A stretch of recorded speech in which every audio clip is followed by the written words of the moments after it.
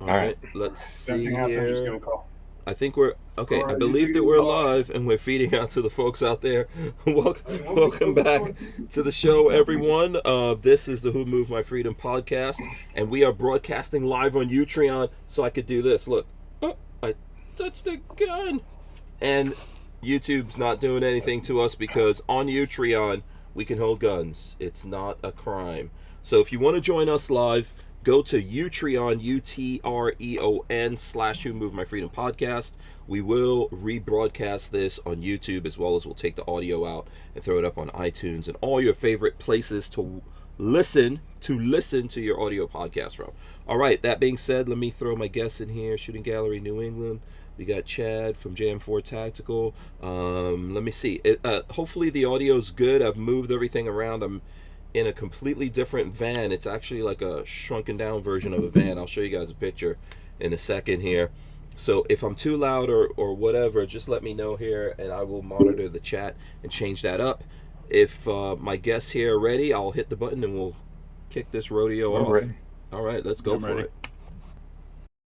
Welcome back to the Hank Strange Situation, Lifestyles of the Locked and Loaded.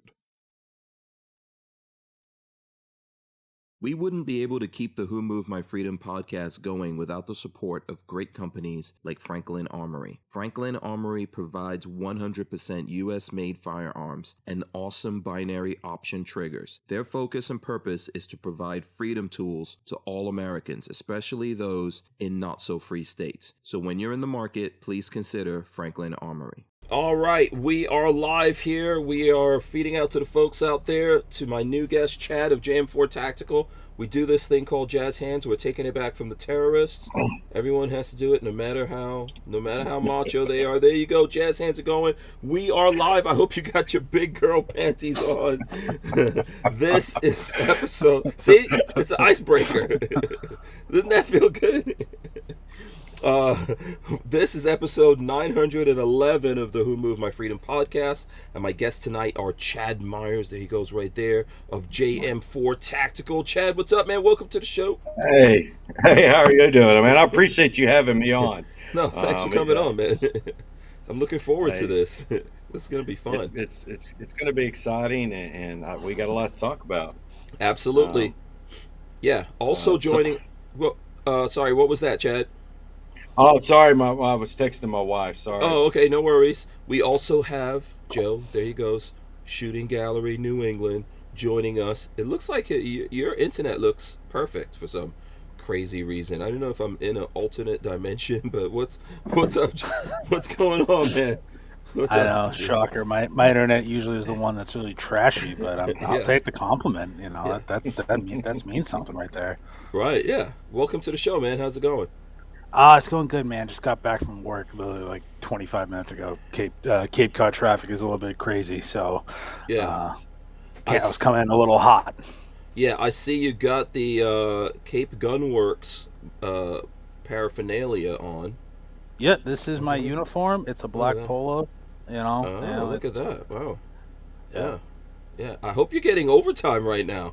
No, I clocked out. I had a busy day at work today. Oh, okay.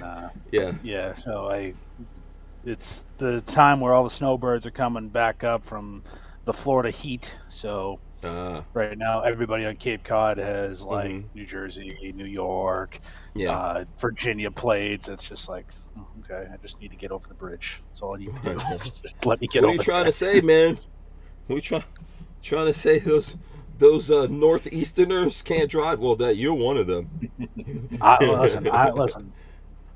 I will admit I am kind of aggressive when I drive, but they need to get the hell out of the way. All right. Oh, I gotta okay. go someplace. All right. Okay. And then Chad, I think you're in Texas. Are you guys in Texas? Yes. Yeah. We're Abilene, Texas. More Central West Texas. So, what? Okay. Central West Texas. Oh, okay. All right. Abilene. What closest? What major city are you closest to? Well, we're 2.5 hours west of Fort Worth. Okay. And we're 2.5 hours east of Midland. Oh, Okay. no. All right. Yeah. Yeah. So I'm exactly where I started at the beginning of this, that I have no idea. I'm pretty sure I've been through Midland, and I've been through Fort Worth for sure. For Did sure. you pass through Abilene? Because we're all on the same highway. Oh, okay. Yeah, yes. Because I remember, actually, I just yesterday put up a video that I did in Fort Worth, Texas with this company called Regency RV. They make vans. So, yeah, in my other life, my secret identity, I do van videos. And I was there at Regency. So, yeah, I think I went somewhere through that area. Here's my question to you, Chad. How far are you from the Buc-ee's? A long ways. Really? Oh, okay. Yeah. Wow. That's more of that's more of an eastern Texas. Okay. Fort Worth, Dallas, Houston, San Antonio. I think they got one in San Antonio. That's really, you're going east. Texas is a very big place. Oh, okay. So I think the closest one's probably 3 hours, 3.5 hours. Oh, from us. wow. Okay. Wow. Okay. Yeah, which is only this far in Texas. Oh, okay. You're not even going anywhere. Yeah, I thought there were Buc-ee's all over Texas, because that's where Buc-ee's came from, right? Yeah. Oh, okay. Yes, and we don't. If you learn one thing about Texans, is we do not measure things by mileage. We measure things by hours. Yeah. Okay. Yeah. How far is Houston? Well, Houston's about 4.5, 5 hours. Right. Yeah. How far is El Paso? El Paso's about 8.5, about 8 hours. Yeah. I mean, that's really how we measure things when we travel.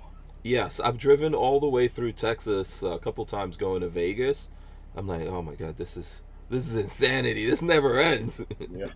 Yeah, especially when you really get into West Texas, like Van Horn. Once you get past Midland, Odessa, it is all like really nothing.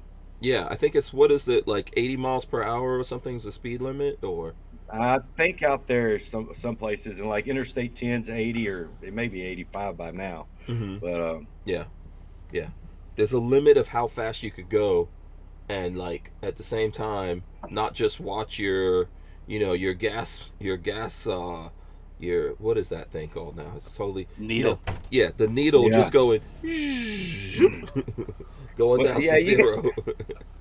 You got to think though, right here where we're at is El Paso is about 8 hours to get to El Paso, and then to get to Louisiana, you're looking at about 8 hours. So it's about 16.5 hours across or so from Louisiana to El Paso. Yeah, you guys are in the middle of everything then. Yeah, you're in the middle of everything. Jeez. Okay, so for the folks out there who don't know, I don't know if there's any questions here. I'm checking. I see everyone out there right now. Jade Grew, Asper Warrior, Cruiseman, etc. If you guys have questions, ask. But since you guys are new here on the show, Chad, just tell us about JM4 Tactical. Well, start with you, and what's your relationship to JM4 Tactical, how it started, all that good stuff, man. Well, we started JM4 Tactical back in 2016 as just trying to, me and my wife, we been married. We're actually combined family, and she had 3 boys and I have 1. And so we're working, we made decent money, but you're raising 4 boys and they're all in sports and they're always on the go. You're always on the go, and you've always run into the grocery store and things like that. So it's like, as soon as you get off work, you're in shorts, t-shirts, you're just going. I created this holster back in 2016 and started, working on it and got it to work. And it was fairly simple to get it to work, very easy. Well, it took us probably about a month to get it to work. And we made a few and sold them at some gun shows, just to make some extra cash. Because we're raising 4 boys. Yeah, exactly. And they things will are cost you money. Until the end of your days. I know, I've got 2. So we just made it, made some just to sell at some gun shows. And the reason I developed it is because my wife, she would never carry because she was never wore jeans, she never wore belts. Belly bands are way too hot in West Texas. Um, I mean, that's like, you want to lose some weight, wear a belly band in West Texas. You drop that weight like real fast. um, so I created that holster for her, and it was originally for her, and they kind of went crazy. I mean, she's really good at marketing, and she was doing some side stuff. As when Facebook was first really hot on marketing, so she was learning some stuff, and she was doing some extra stuff. She's an accountant, so she was just doing some really extra stuff on for another company, making some extra cash also. I mean, we were like everybody else, just trying to make ends meet. And when I created this holster, she knew how to market on social media. Mm-hmm. So Mm-hmm. she ran with it, and it went crazy on the internet. Mm. And I ended up only doing 3 gun shows. Wow. That was it. Yeah, the internet's where you guys. So show us if you can. I've got some here, but show us the holster and give us like kind of what's the idea? What makes this different from any other holsters out there? Well, we have the only magnetic retention holster on the market. This right here, this is 100% Herman oak leather made right here. This is grade A U.S. steer hide. This is we hand dye this brown. Um, it is quality leather. So the whole concept behind this leather holster right here is you want it to get it to break in, because you want the magnets to actually hold to the slide of the gun. Now this is an original. Okay, now I'm gonna show everybody this gun's unloaded. It's all unloaded. Absolutely. The original actually, safety Nazis out there. Yes. The original has the most magnetic retention. I mean, you can hold it. I mean, you can hold the gun. It's not going to, as you slide Where's it the out. magnet in that one? The magnet is all right here. Okay, so still in the same place. Yeah, sorry about that. Yes. I'm like trying to figure out where this crazy light is coming from in my face. Yes. So yeah, all right. So it's right there. Okay. Yeah. Mm-hmm. So you've got this right here. Okay. Now people started doubting us, things like that. Now this is a fully loaded mag. Everybody can see that there's actually this has got 15 rounds in it. Yeah, we can all see that. Yeah, it looks like a Glock 19 or something. Mm-hmm. Yes, I've been carrying this Glock 19 since they pretty much the entire time we've owned this company. But you see that it still holds that gun with that fully loaded mag. Mm-hmm. Okay, and I mean, so the magnetic holster, this one right here is the original. Yeah, so if you're upside it down, just for the folks who are listening on audio, like basically Chad's holding the holster upside it down, and that Glock 19 is not coming all the way out. So if you're like tumbling over or whatever, that magnet's gonna retain it. But you said this was this is the original one, and that one's stronger for some reason. Yes. Okay. Yes, and the reason is, and we're also firearms instructors. We own a training facility here. We own a training facility in Lubbock. Also, we had to shut it down because we couldn't find employees. And we push probably about 100 students a month through our training facilities here in Abilene. And we work with DSF, traumatic injuries. I am a USCCA training counselor. We run home defense. We do a wide variety of, and we have 5 instructors that work here at this facility. This holster right here, as a smaller gun, they're going to sit a little lower in your waistline, because you have to realize your waistline's right here. But they were never designed for jeans and belts. They were designed for, and the best option, or best way to describe this is, let me take this mag out. They were described for athletic wear, because that's what I was. So like sweatpants. For my wife. Yeah. I mean, yes. One of the things I love about this is the fact that, like, I home carry, so I have that on my sweats all the time. It's awesome, man. Yeah.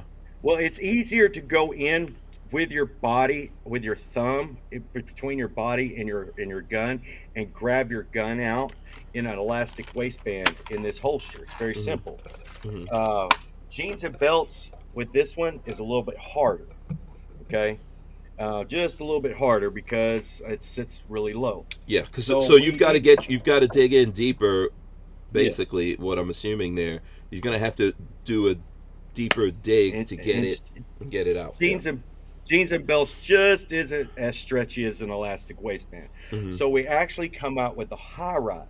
Okay. Now you see a high ride is a little bit different than the original because you see this is the same exact holster, but you see where this is. You see how we stitched it? Yeah. Now we had to give somewhere. This is designed for jeans and belts because a lot of your retention is going to come from your jeans and belts, but so you don't have as much retention on the high ride. Right, and you don't because you don't have as much. It looks like you don't have as much of the gun going in. Well, your magnets are further down on your slide. Yeah. Okay. Right. Okay. Your they're not in the middle like they were up here. They're further down. Yeah. So when you put on a pair of jeans and a belt in a high ride, you now have your shooter's grip. Yeah. You see the difference? Yeah. So this this is important for ordering because I know when I was looking, this is what I was trying to figure out. Like why is this one higher? Yeah. So that's if you're gonna wear that with jeans more. Okay. Yes, the high ride, and men really love the high ride. A lot of guys, and women seem to really like the original because you have to realize I designed the high ride for me, and the original for my wife. Okay. So but I do have an original. I mean, this is my original because I do wear athletic wear, and I don't want this big heavy gun being top heavy on my athletic wear. So I wanted to sit lower in my athletic wear, which by the way, I mean like they hold up just fine. But we have these are our hottest selling. These are our hottest selling. I mean, holsters right now. Our relics are really hot too. But what I really like is the versatility of it. I mean, you're gonna get. Let me find that magnet. Yep. The versatility of it is. I mean, you can hang them pretty much anywhere and everywhere. Yeah. And you can use them because when you hang it, and what I tell people is always pull your strap out. Because if you do it like that and you try to hang it on a piece of metal, it acts like, and it rotates. Yeah, it's almost it's like when you put two opposing magnets to each other, and it's almost creating a field kind of thing, right? But it acts like it's on a swivel, so it'll hold. It'll just rotate. So I tell people to just undo and stick it to wherever. And I always, when all our videos, if you notice, we say do not leave them in the bathroom. Why is that, Joe? Joe is very intrigued. Intrigued. Yeah, why? Yeah. People actually use these in metal stalls. I don't even know where that plastic is. Oh, okay. I understand. Okay. Yes. Yeah. Okay. Yes. So it's easy, and I don't know if you can see this. Right. I'll hold on a second. Down. Let me go full screen. Don't look at my red shorts. All right. Okay. As long as you don't whip the junk out, you're good. It's so easy on and easy off. Yeah. You see? There you go. I mean, this is fully loaded, and these are just regular gym shorts. Yeah, you've got no belt, right? No. And if I can go in, I can grab out. You see? Yeah. And still retain everything. Yeah. So I know, Joe, you haven't gotten these at this point yet, right? But you've seen this. The reason why the reason I'm interested in because I wear jeans 90% of the time, but the same time as I'm not looking to sweat my gonads off in the summer, and I don't care because right now I'm in between carrying either a Glock 19 or sometimes I'll carry something other than the Glock, but I'm looking for a smaller gun to carry because the Glock 19 or my Glock 20 I used to have, that was really heavy. So if I wore like anything with an elastic waistband or something that I don't have a traditional belt through, because I rock basketball shorts every once in a while. It's rare, but I'd like to have a firearm on there. This thing weighs less than 4 ounces. And very lightweight. I'll send you one. I mean, I'll send you one. You want to try one? I'll send you one. Just email me, give me your Yep. shipping, tell me what color hand, and I'll send you one out for your Glock 19. One thing, Yeah, just send it though, to my house in Florida. is a lot of people, and we actually wrote a blog about this. There is that picture that keeps going around about that guy sitting in a car back in 2012 that shot himself in the butt with a leather holster. People are like, oh, don't use leather holsters. Well, first of all, there's no possible way that leather could have folded into that trigger unless, one, why is he sitting in a car trying to reholster his gun? Okay, in a parking lot. There's no way for that leather to have folded in. And I'm not blaming the holster at all. It's his fault. He's wearing his gun. He's jacking with his gun in a car. There's no way that leather would have went in and pulled that trigger up unless he was holstering and not looking his gun back in. Well, if you notice our leather, you see how it goes in an angle? Yeah. There's no way you're getting in the trigger. It's not going to fold in. In fact, you cannot pinch and get in to that trigger. Yeah, I don't. Yeah, I don't even know where that idea comes from that it folded in. Well, we wrote a whole blog. I mean, there's been plenty of people shoot themselves with Kydex holsters, and what it boiled down to is people are not paying attention when they reholster. But these, like right here, I mean, you can go in and out. It doesn't matter. I mean, it doesn't matter. You're not going to be able to fold that back in. Yeah, you would have to have an obstruction in the holster itself to. Yeah, I mean, and you're not, and that's, we got some slack back on that, and it's kind of like, okay, why are you in a hurry to put your gun up? You're a civilian. I mean, if I draw my gun, it's because I had to use it, I had to defend myself, and I'm not putting it up until I have time to put it up. And now I'm not an officer. I'm not going to go hands-on with anybody and have to arrest somebody and put cuffs on somebody. Walther Arms has been making concealed carry handguns for over 90 years, starting with the PPK. Today, Walther is based in the good old US of A and still builds quality firearms like the PPQ and PDP for personal defense and competition. So when you're in the market, please consider Walther Arms. We wouldn't be able to keep the Who Moved My Freedom podcast going without the support of great companies like Walther Arms. That's my bad. We got so caught up in what we're doing here, I didn't even notice the time. If you look down, somewhere down there, you'll see the time ticking down. Okay, I got you now. Yes. Usually I'll do this if I notice it. I go, ah. That's the 1 minute warning. Yeah, you know what? People have so I do quite a few leather videos, and I think leather is good for a few reasons. First of all, it's comfortable. To me, it's more comfortable than Kydex. People think leather can't be molded and all that kind of stuff. It is. It's pretty durable. All of that. So a lot of things that people get into is because human beings get into crazy stuff. Why is a guy working at a store with his own personal gun on him? Even, let's say he's even open carrying, that's for his protection. Why is that dude, this is not your scenario that you're talking about, but why do those guys show off the gun that they're carrying to people? And that's how you make holes in the wall. Yeah. I work in a gun. I work in a gun store. No one ever knows that I have. That my bosses don't actually want us open carrying anyway. But you'll never know that I have a gun on me. Like, it's just how I've always worn my clothes, Yeah, but we've all seen that, right? We've seen guys do it. I've seen it a lot, in a gun store. Well, we do have the relics. Have you seen the relics?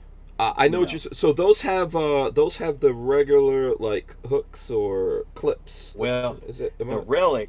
Okay. We have several different models of the relics, and we are still in the process of getting the patents on this.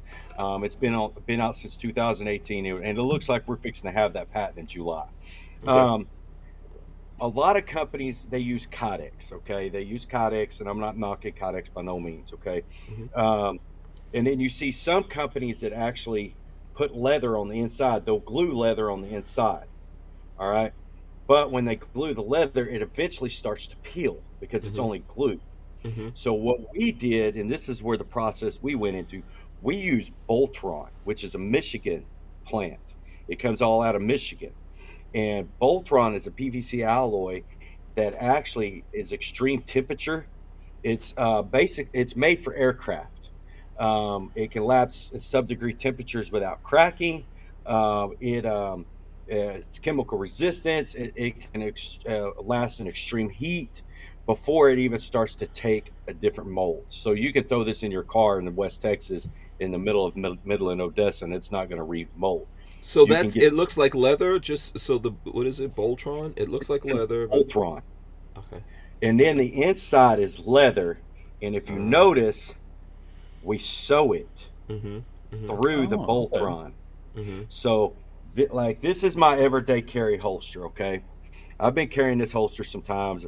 I've actually cracked it. I cracked it because I dropped a 900-pound crate on the tip of it, and it cracked. But you can't even tell. Okay, this is my everyday carry holster. If you can look, you can see. I don't know if you can see. I carry this holster every day. This thing has been wet. This thing has been run through the mud. I mean, it has been out hunting. I mean, that's similar. So the feeling of that is like Kydex. You're saying? Yes. Okay. But the inside is leather. And the way we processed, the way we did this leather, Herman Oak said there's no way we could do this. They said there's no way we could be able to do what we did, and I'm not going to tell the secret, with what we wanted to do with this leather. And we proved them wrong. And they were completely shocked when this was created. Yeah, I'm wondering how you sewed through that material. Well, it's that whole process. You can tell me, Chad. I'm not going to tell anyone. Needless to say, we are 5 weeks out on these. Okay. These are custom made to order because we make the relic in several different styles. Like this one right here. This is the OWB. This is called the Lone Star. You see how beautiful that is? Right. And so these are traditional in terms of mounting to belts, etc. Yes. Yes. And these are fit form for your gun, but you got the leather on the inside. You've got your suede on the backside. You can adjust your cant, your ride height. All our holsters with the relics will have adjustable retention on it. Of course, these are all done with Glocks. Yeah, these look like really nice mixture of leather and not Kydex, because you said it's called Boltron. Has a really good look. I don't know. Obviously, if you guys are listening on audio, you can't see, but this is cool. Yeah. Now, I got a question for you. Are you able to cut if, like, say, the person has a red dot? We cut red dots. Like mine, whenever I had it, whenever we made it, and this is one of the very first ones we ever made. I've been carrying since 2006. But you see how it's been cut for the red dot? I cut it we had it made for a red dot in case I was ever going to get a different slide, put one on, and I never did. But this is still 100% of this holster is made. Materials are produced here in the United States. Even the cow. Even cow. Yeah, I was just gonna ask you if you do exotic leathers. We did. I do shark. We used to do elephant. And I'm a big hunter. I'm a big, you know what I mean? I am a huge hunter. Okay. But we used to do elephant, and there was an incident that happened overseas, and when they killed that young bull, I pulled and said I would never sell elephant again because the young bull was healthy. There was nothing wrong with it. They chose to hunt that bull, and I'm about, when you hunt exotics, the money stays there. It helps it helps keep poachers away. It helps produce for future, and it's good for the animals, it's good for the people, for everyone. You do it responsibly, and you pay $100,000 to go hunt, $100,000 to go hunt a lion.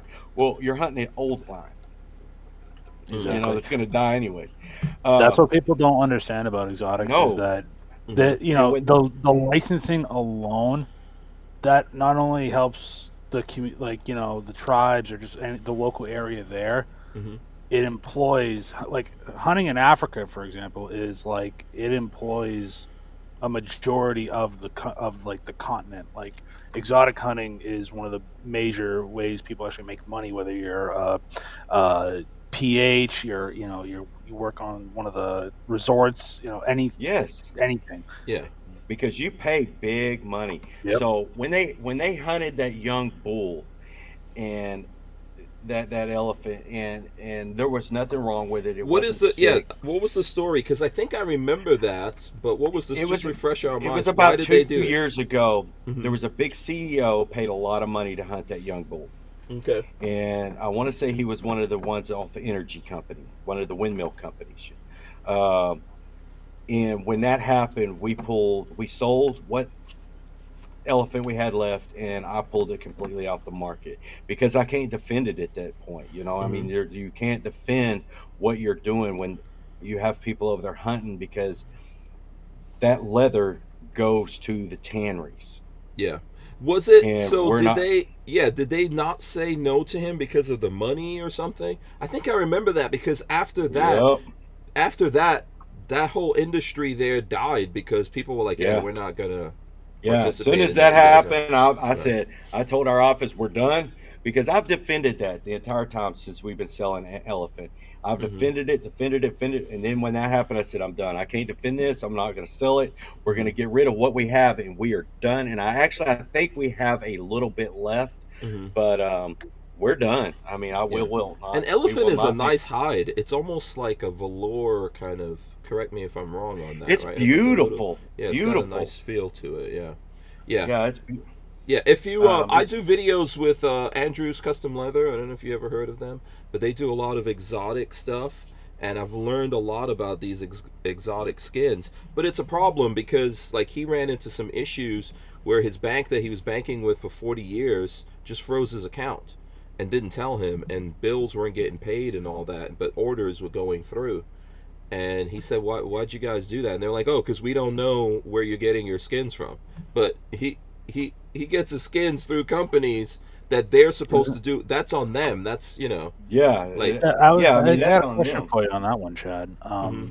When you were getting these skins, did you have to deal with like importation laws? Because I know we buy them from a company, years back, and they deal with all that. Yeah, the companies do that. The companies. Oh, okay. Yeah, that's who they're supposed to go to. The companies are what's regulated. So the person making that holster is not the one. We don't deal with any of that. Yeah, that's not the responsibility. We just order that whole thing there's that whole thing now. You can't have like ivory grips or whatever on your handguns. They want no ivory because they don't want, obviously there's, I think poaching and stuff like that past a certain age. Poaching. Yeah. Ivory is and it's kind of like the same thing. They're killing these rhinos for, the Chinese are coming in and killing these rhinos and having these rhinos killed for their tusks because of the fact that it's an ingredient for boner pills. Yeah, you could say it's your yin and your. It's an ingredient for boner pills. Instead of taking some Viagra, we're going to do some weird stuff with this horn over here off this animal. I'm not gonna. Did you ever see? What was that? No. Did you ever see Golden Child? I think it was Golden Child where Eddie Murphy's like, "What is this for?" Go for the young. Something like that, the guy was saying, and that's really what they use. Like, I don't need this for my yang. They've got these, that's so expensive that they're poaching that stuff down there, and I can almost guarantee you, by the time my grandchildren are old enough, Africa won't be around. They're trying to get a lot of the rhinos over here. They're wanting to start importing a lot of rhinos because of the poaching problem over there. And do you think if they did that, it would cause a little bit more of kind of like an invasive issue? Because remember when they brought kudu over? Not kudu. The nilgai over, and anything that comes over here could go invasive, man. We've got lots of problems with invasiveness here because people don't want to kill coyotes or hogs or anything like that. You can't just turn rhinos out. They're going to have to keep them on. Keep them restricted. Keep them. But it's going to preserve their life. We have to do that to preserve their life. Otherwise, we're going to leave them over there and let them all die. I mean, you could also make open season on the poachers. I don't know. Yeah. Then there won't be no more boner pills. You could get a friend of mine actually. No, yeah. A friend of mine. There's boner pills. Those little blue pills. That's why we're at war. That's why. It's some weird stuff that goes on over there in China. But he was telling me he's a big game hunter. He's hunted all sorts of stuff in Africa, and he says what they do.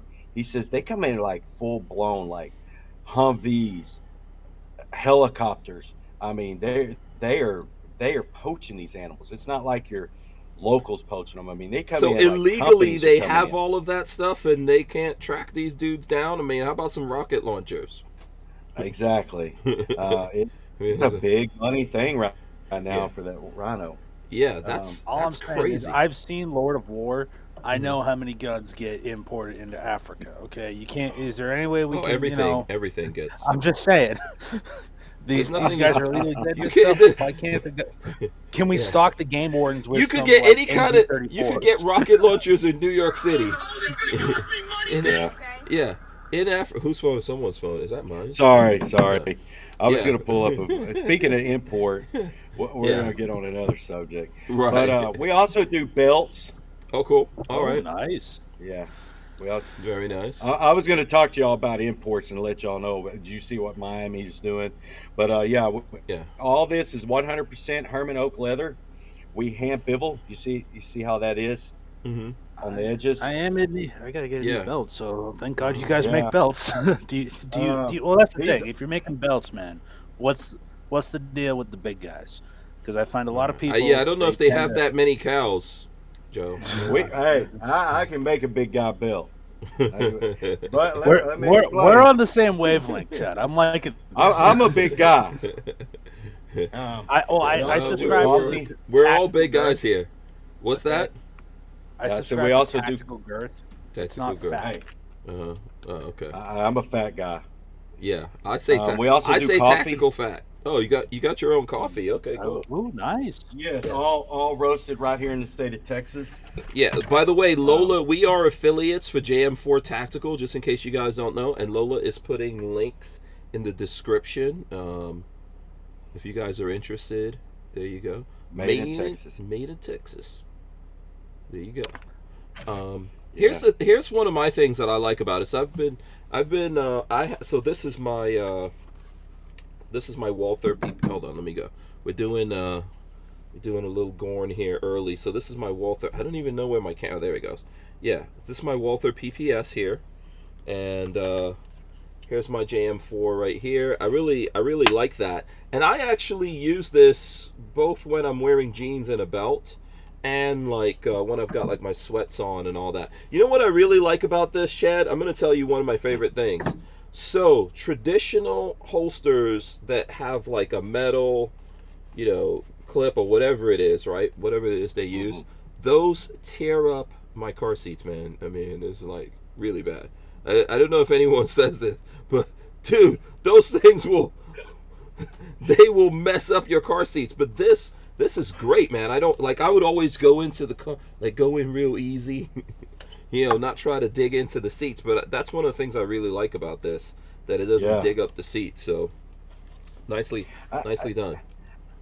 When we and I love my magnetics, because when we drive or we have to go, when we have to go like Houston or San Antonio, San Antonio is about 4.5 hours from here. When we've got to go to or Lubbock, which is 2.5, it's very easy just for me to take it off and put it in my console. And then when I go to stop, I just put it right back on as I'm getting out for gas, which hadn't been much lately. I've been conserving my gas and my travel time. Smart move. Smart move. No. Yeah.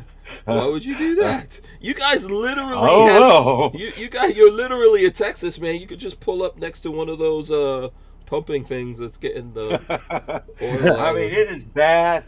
It is bad. And I've got a lot of friends that work in the oil field, and they're saying that it's costing them more to try to go through all the red tape BS that the government's put on the past year to even get wells to drill. Yeah.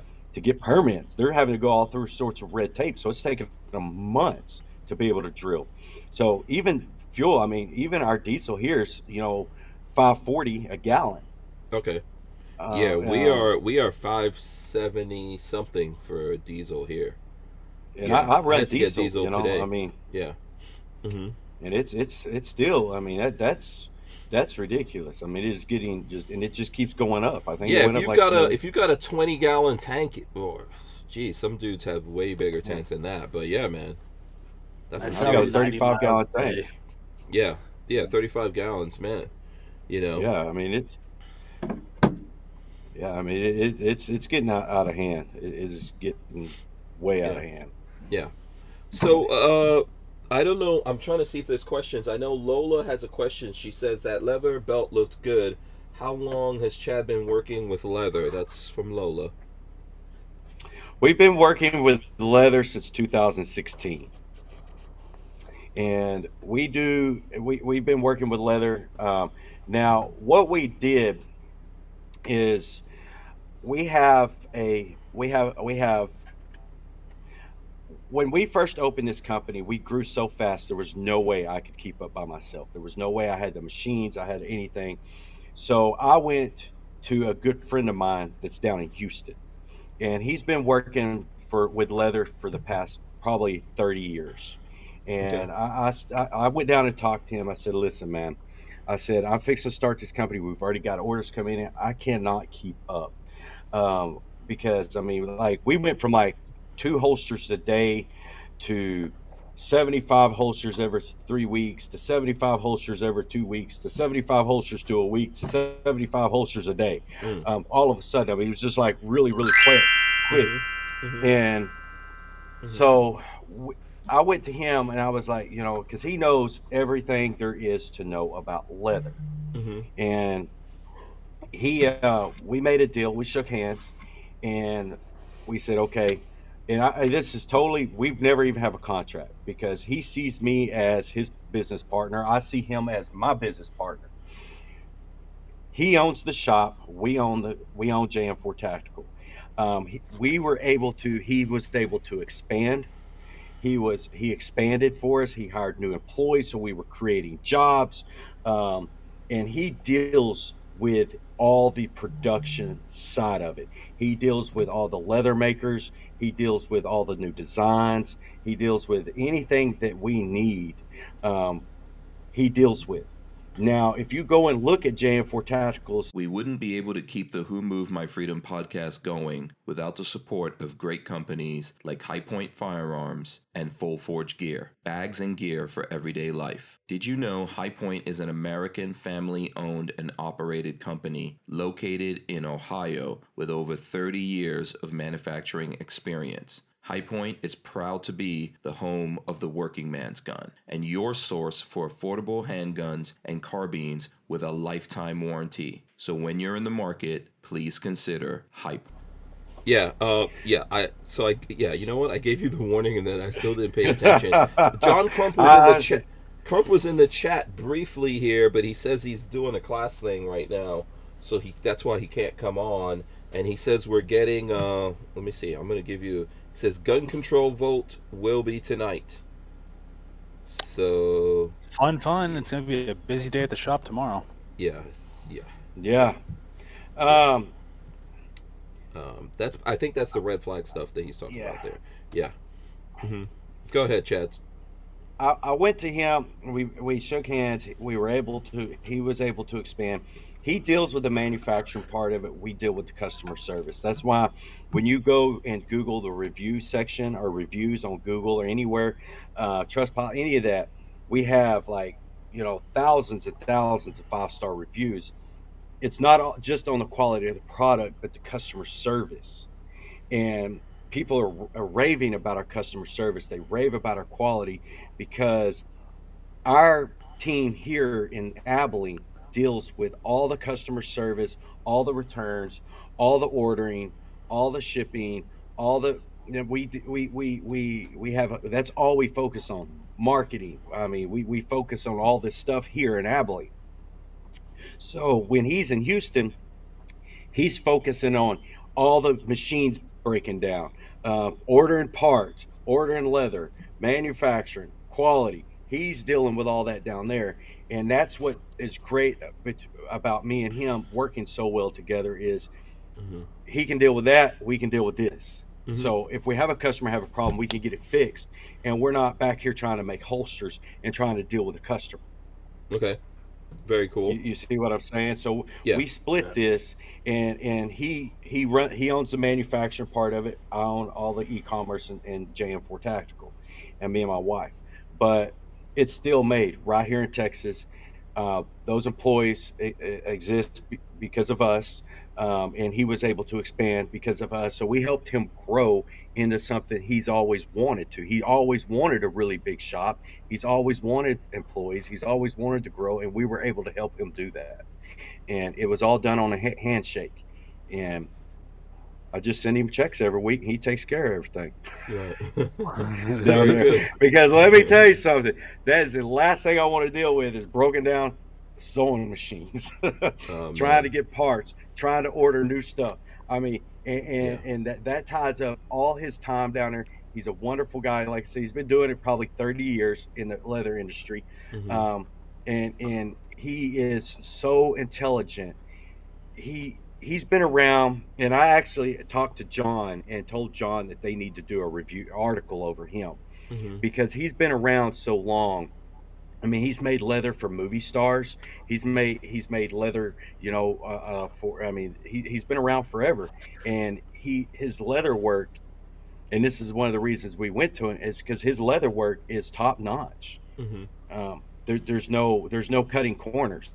There's no, when you buy from us, you're not getting corners cut. You're not getting you're getting 100% high quality material. Yeah, those dudes that have been doing that for that long, 30, 40 years, that's that's serious work there. Did you have some questions, Joe? I'm gonna let you jump in here if you got.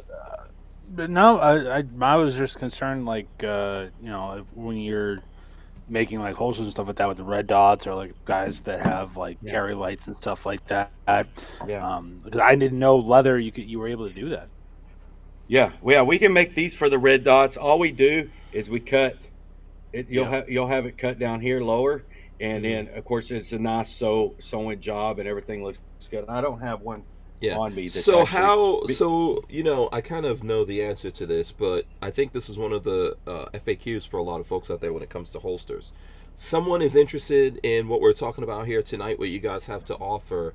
How do they go about figuring out what exact, what do they want to get a holster for? What holster? All of that stuff. When you go to our website, and we actually have a new website that's fixing to be launching out. John's helping, got us a connection with some people, but we have a new one supposed to be launching out hopefully by the end of this month. But right now, you go to the sizing chart. When you first go to our homepage, you got 2 videos on there.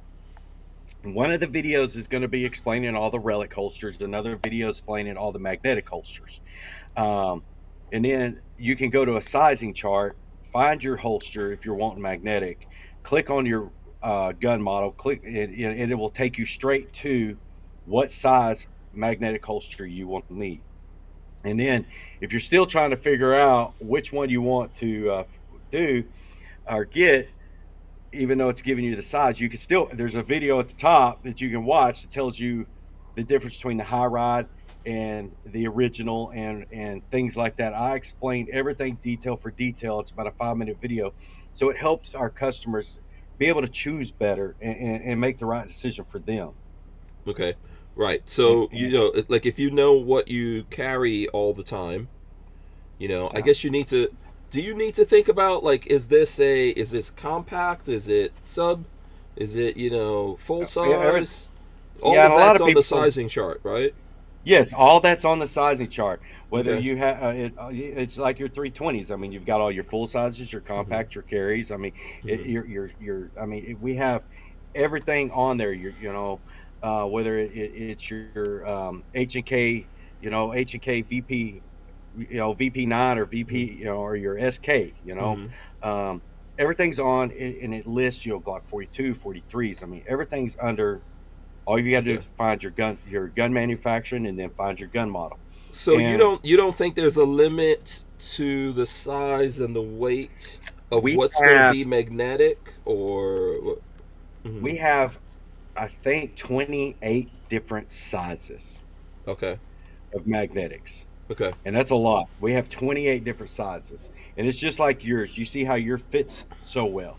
Because we have all these mold guns in the shop. Okay. I mean, so we will check and verify all fitting of the holsters.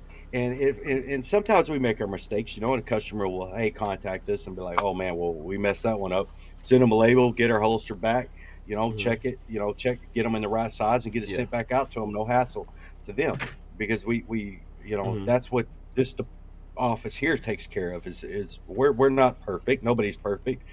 And if you don't know your size, or you have questions and you can't figure out, you can always call the number, and somebody's going to answer right here in Abilene. And we're all, all the girls, the guys, everybody is, we work here as a team. They'll be able to help you on the phone. They'll be able to talk to you, tell you, okay, do you wear this, you wear that, what kind of gun you carry, and we'll be able to give you our best recommendation of what's going to fit you the best. Okay. So it's the customer support. Hey, John. Yeah. So hey, how you doing? Crumpy. Can you hear me? Yep, we can hear you. I can hear you. All right. What's up? Nothing. Is it going to be something that we don't want to hear? Do you have some kind of horrible news? Or you just coming to hang out with us right now? You didn't say anything about my name. Oh, what are you talking about? Steven Dettelbach. Yeah, Steve Dettelbach. Is that our, unfortunately, future ATF, head of the ATF that's going to get this week? Here? This week? Yeah. Yeah. Man, I thought they were going to be able to hold this guy up indefinitely. Yeah, I wish they did. Yeah. But not so much, apparently. So they've made all the deals. Man, there's a lot of deals getting made up in D.C. right now. There is. Yeah, no joke. Yeah. You've got a lot of rhinos out there, especially like Ken Russell, that's running for Congress out in Florida. You know who I'm talking about? What part of Florida is he in? I don't know which part, but I've seen his TikTok video come up the other day. Okay. He's running for he's running for Republican. All right, he's a Republican. He's running Republican, and he's all like, "Oh, Miami's having." Oh, I guess he's from Miami, so Miami's having a big buyback program. Sell your guns to us. We're going to send them over to Ukraine. Oh yeah, John was talking about this one. No, that's a Democrat. Ken Russell? No, it's on his website. Ken Russell. It says he's a Republican. Or whenever I Googled his stuff, because I was like, "There's no way a Republican." But when I pulled it up, it says he's a Republican. Is he a Republican, John? Is this the same Ken Russell? Is it the Congress? Because when I Googled his name, it said he was. Oh, it says Democrat. Yeah, it says Democrat. Why do they have it on Google? They've got him on Google as a Republican. Yeah, right. That's a trick. Don't believe Google. Well, I was looking. I was like. Go. Yeah, I was like, why has this guy got blue all over his website? And I Googled him. He was like, he's a Republican. No. I was like, what do you mean he's a Republican? He's talking like this? Yeah, I don't see any other Ken Russells. No. Yeah. He's a Democrat. Yeah, because when I Googled him, I was like, are you kidding me? Earlier. Yeah, but the thing, I think, John, you were looking into the story with the Ukraine, right? You want to explain what was going on with that, what was it, a Miami police department that was going to do gun buybacks, send them to Ukraine? Yeah, they wanted to send it to Ukraine, and then they realized, oh, wait a minute, we can't, because people were like, you don't have an ITAR, how can you send it to Ukraine? Yeah. So in other words, yeah, you can't just like send guns to other countries all like that.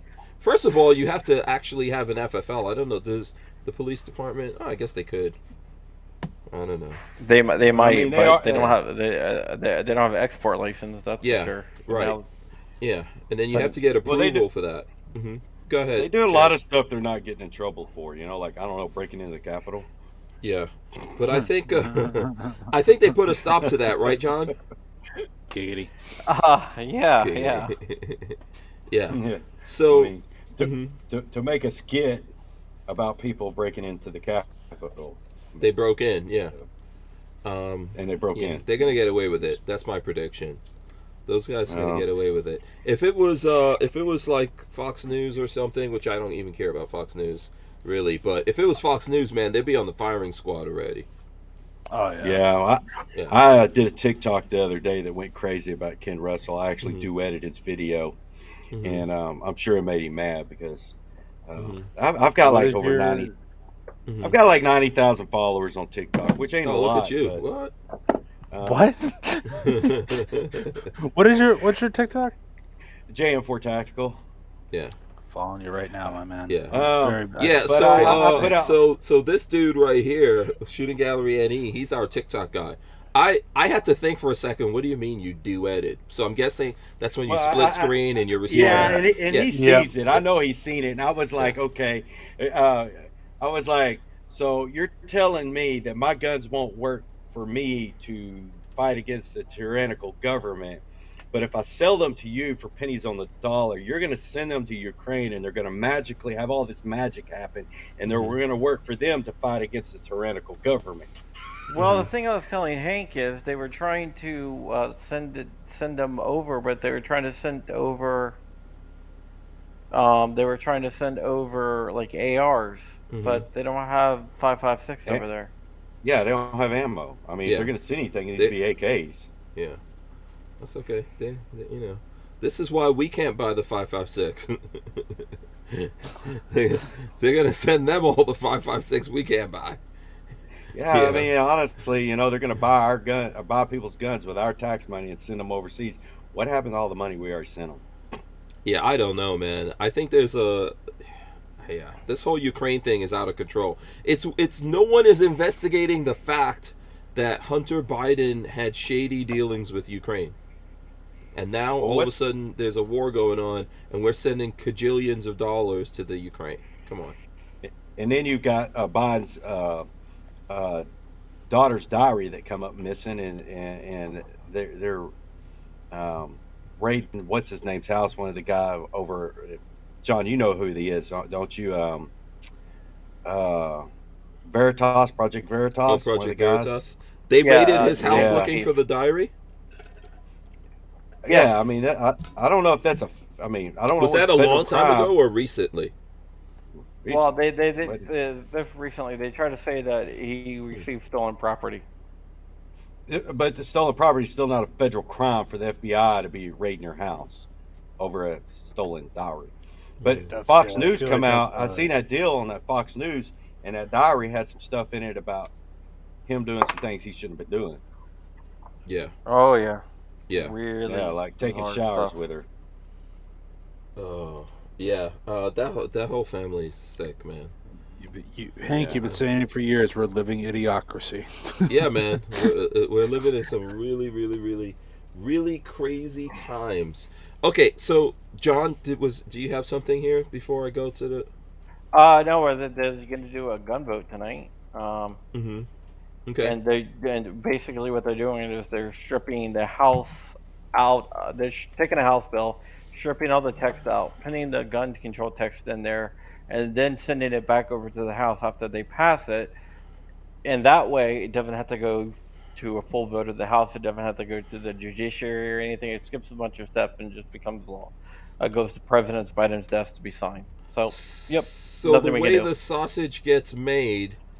Where's the checks and balances? Yeah, so they could take a bill that already passed through, right? Completely change what's inside of that bill, put this language that they've approved, and then it doesn't have to go back and get approved by the Congress or get voted on all over again. It goes back to the House, but they don't have to. They don't have to do a full vote. Yeah. Yeah. Okay. Yeah. Okay. That's crazy. That sounds so wrong. Yeah. So they're making an amendment to it, basically. We're making a whole lot. Well, they're changing. It's a whole different bill, right? I'm assuming. Yeah. What's the bill that they're going to do that with? What was that bill about? Okay. I don't know what the bill is. I don't know. It's called like use it as a vehicle to get the bill passed. Basically, what it's meant to do. This is what it meant. Like the House sends over a bill, the Senate makes the changes that they think There should be they vote on it, and then they get together and they hammer out, the differences. But instead of doing that, they're just using that to wholesale replace everything in the bill to make it skip like a House vote, and they can get to President Biden. They're saying that it's going to be signed tonight. Oh, and I would like to tell Rich never to doubt me again, Flying Rich. Okay, I don't even want to know what you were. No, I was talking to Rich. And he's like, "Oh, CNN saying that the deal's falling apart." I was like, "No, they already got the text." Yeah. I'm not gonna submit the text what's tomorrow. in the bill? So what are they gonna do? What's in the bill? Mm-hmm. Good question. All right, a couple different things. Okay, it's money for red flag laws, state level red flag laws, which we knew they were gonna do. They closed the so-called boyfriend loophole.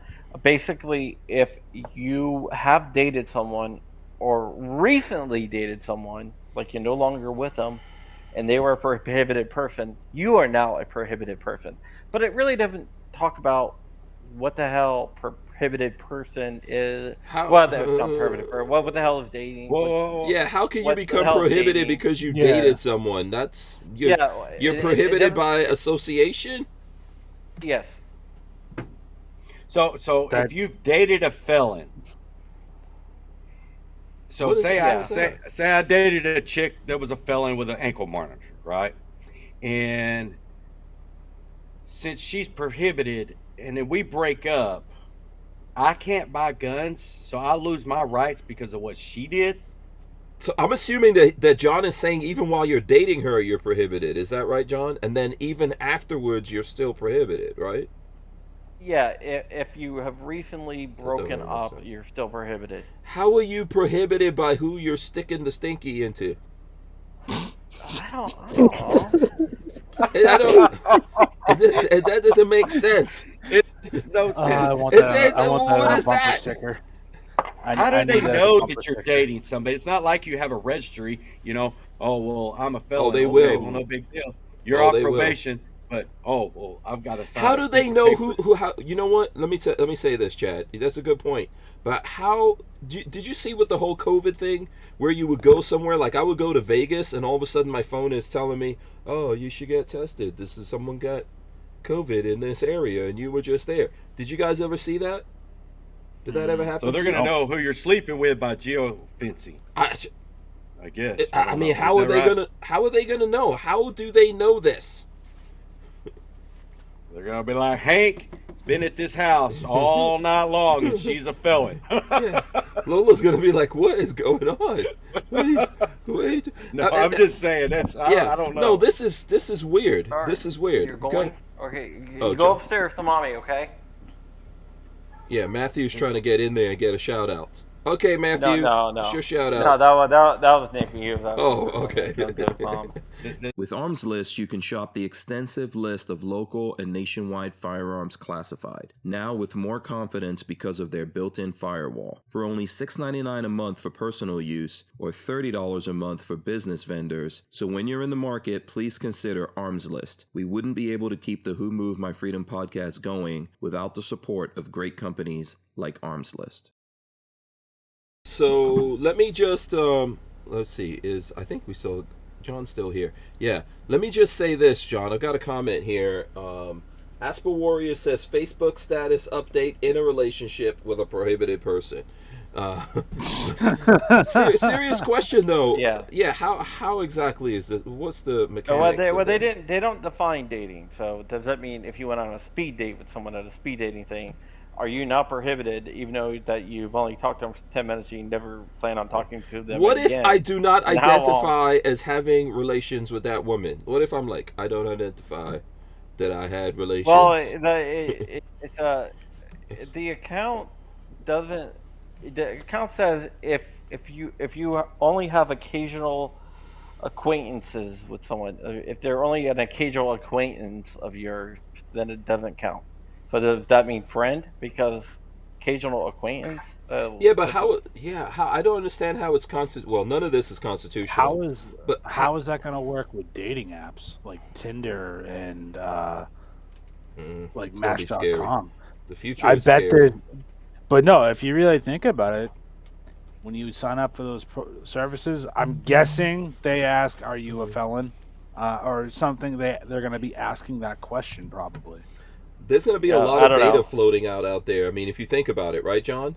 They'll figure out a way. They're going to figure this out later. That's the problem that we're facing here. They're going to figure this out later, how to get this data and figure out who's doing what. Go ahead, John. It is a huge pyramid scheme. So basically they're gonna like say, okay, well, you're connected by. It's gonna be like 6 degrees of Kevin Bacon, but it's gonna be 6 degrees of gun control. Yeah, there's gonna be apps tracking you. For sure. There's gonna be a bunch of stuff going on because how do they figure this out? But even if they figured it out, how constitutionally, are they gonna rationalize that because you date someone and that person is a felon, you therefore lose your rights? I mean, how are you even supposed to know that person is a felon in the first place? I don't know. I guess you got to run background check. Oh, by the way, I'm starting a company, background check for dating.com. Yeah, felons date. Yeah, I mean, I have no idea, man. And then they're gonna. We're all gonna be felons anyway. That's the funny thing. Well, now if you're under 21, you're gonna have to. They're gonna look at your juvenile record. And you're probably going to have to wait minimum 3 days to pick up a firearm, but it could take over 10 days. So this is my one issue with the whole under 21 thing. How many kids, I don't know anybody even on this stream, how many of us have done something stupid when you were a minor? I did something stupid like 5 minutes before I started this show. Well, that's the thing, though. Like, yeah, for sure, when you're young, yeah. Yeah, kids do stupid stuff, and something where trespassing or whatever. It just it doesn't matter. But now you're gonna have to explain that, and it's like, oh, sorry, I was effing 10 years old and I got caught doing this. I don't think you're gonna have to explain it. I don't think they care. They're just creating reasons to close people out. Just put more laws. Yeah, and I found out the other day. I'll be right back, guys. I didn't know this.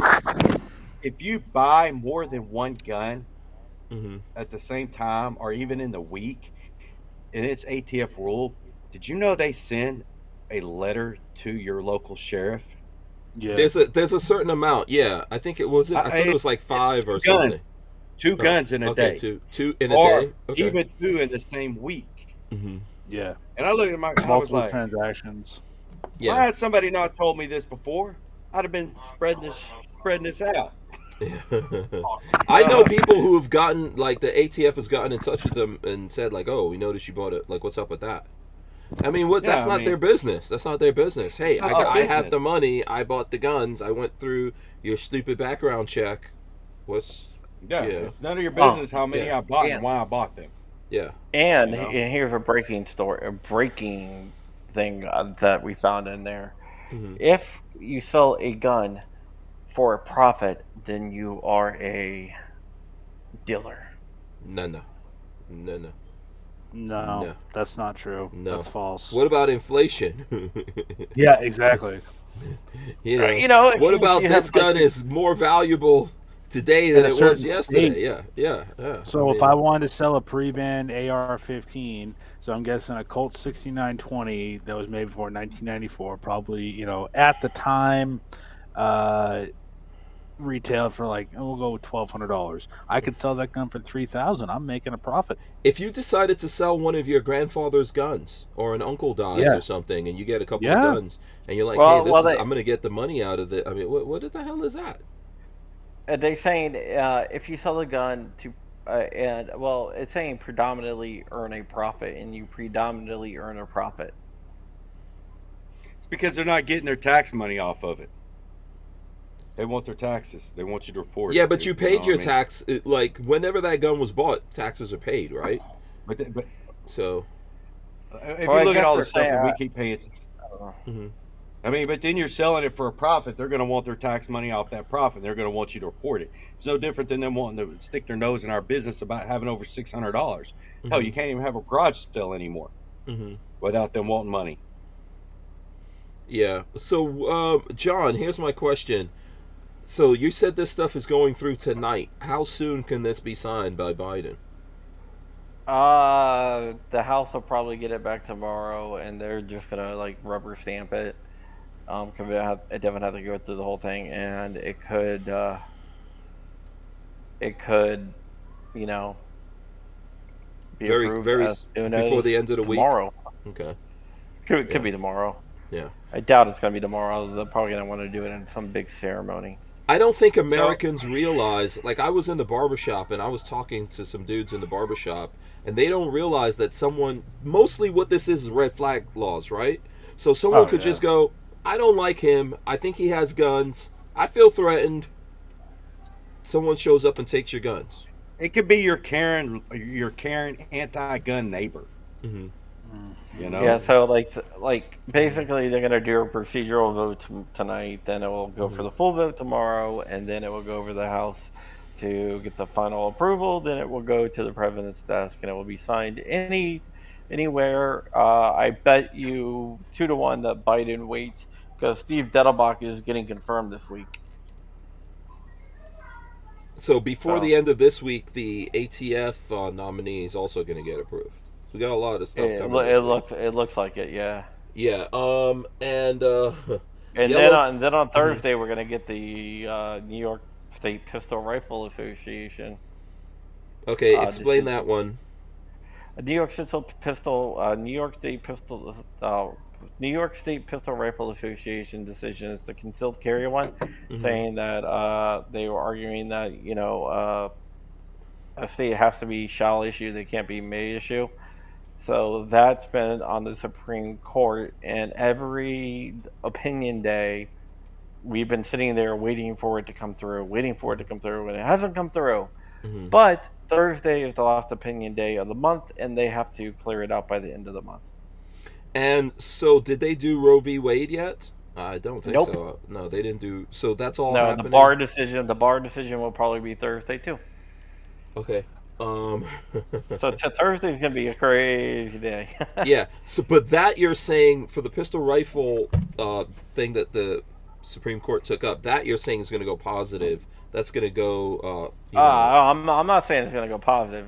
Okay. I never say it's going to anything in the Supreme Court can go positive. Okay. One thing you know about courts is no matter how confident you are, you can only be about 60 to 70% confident.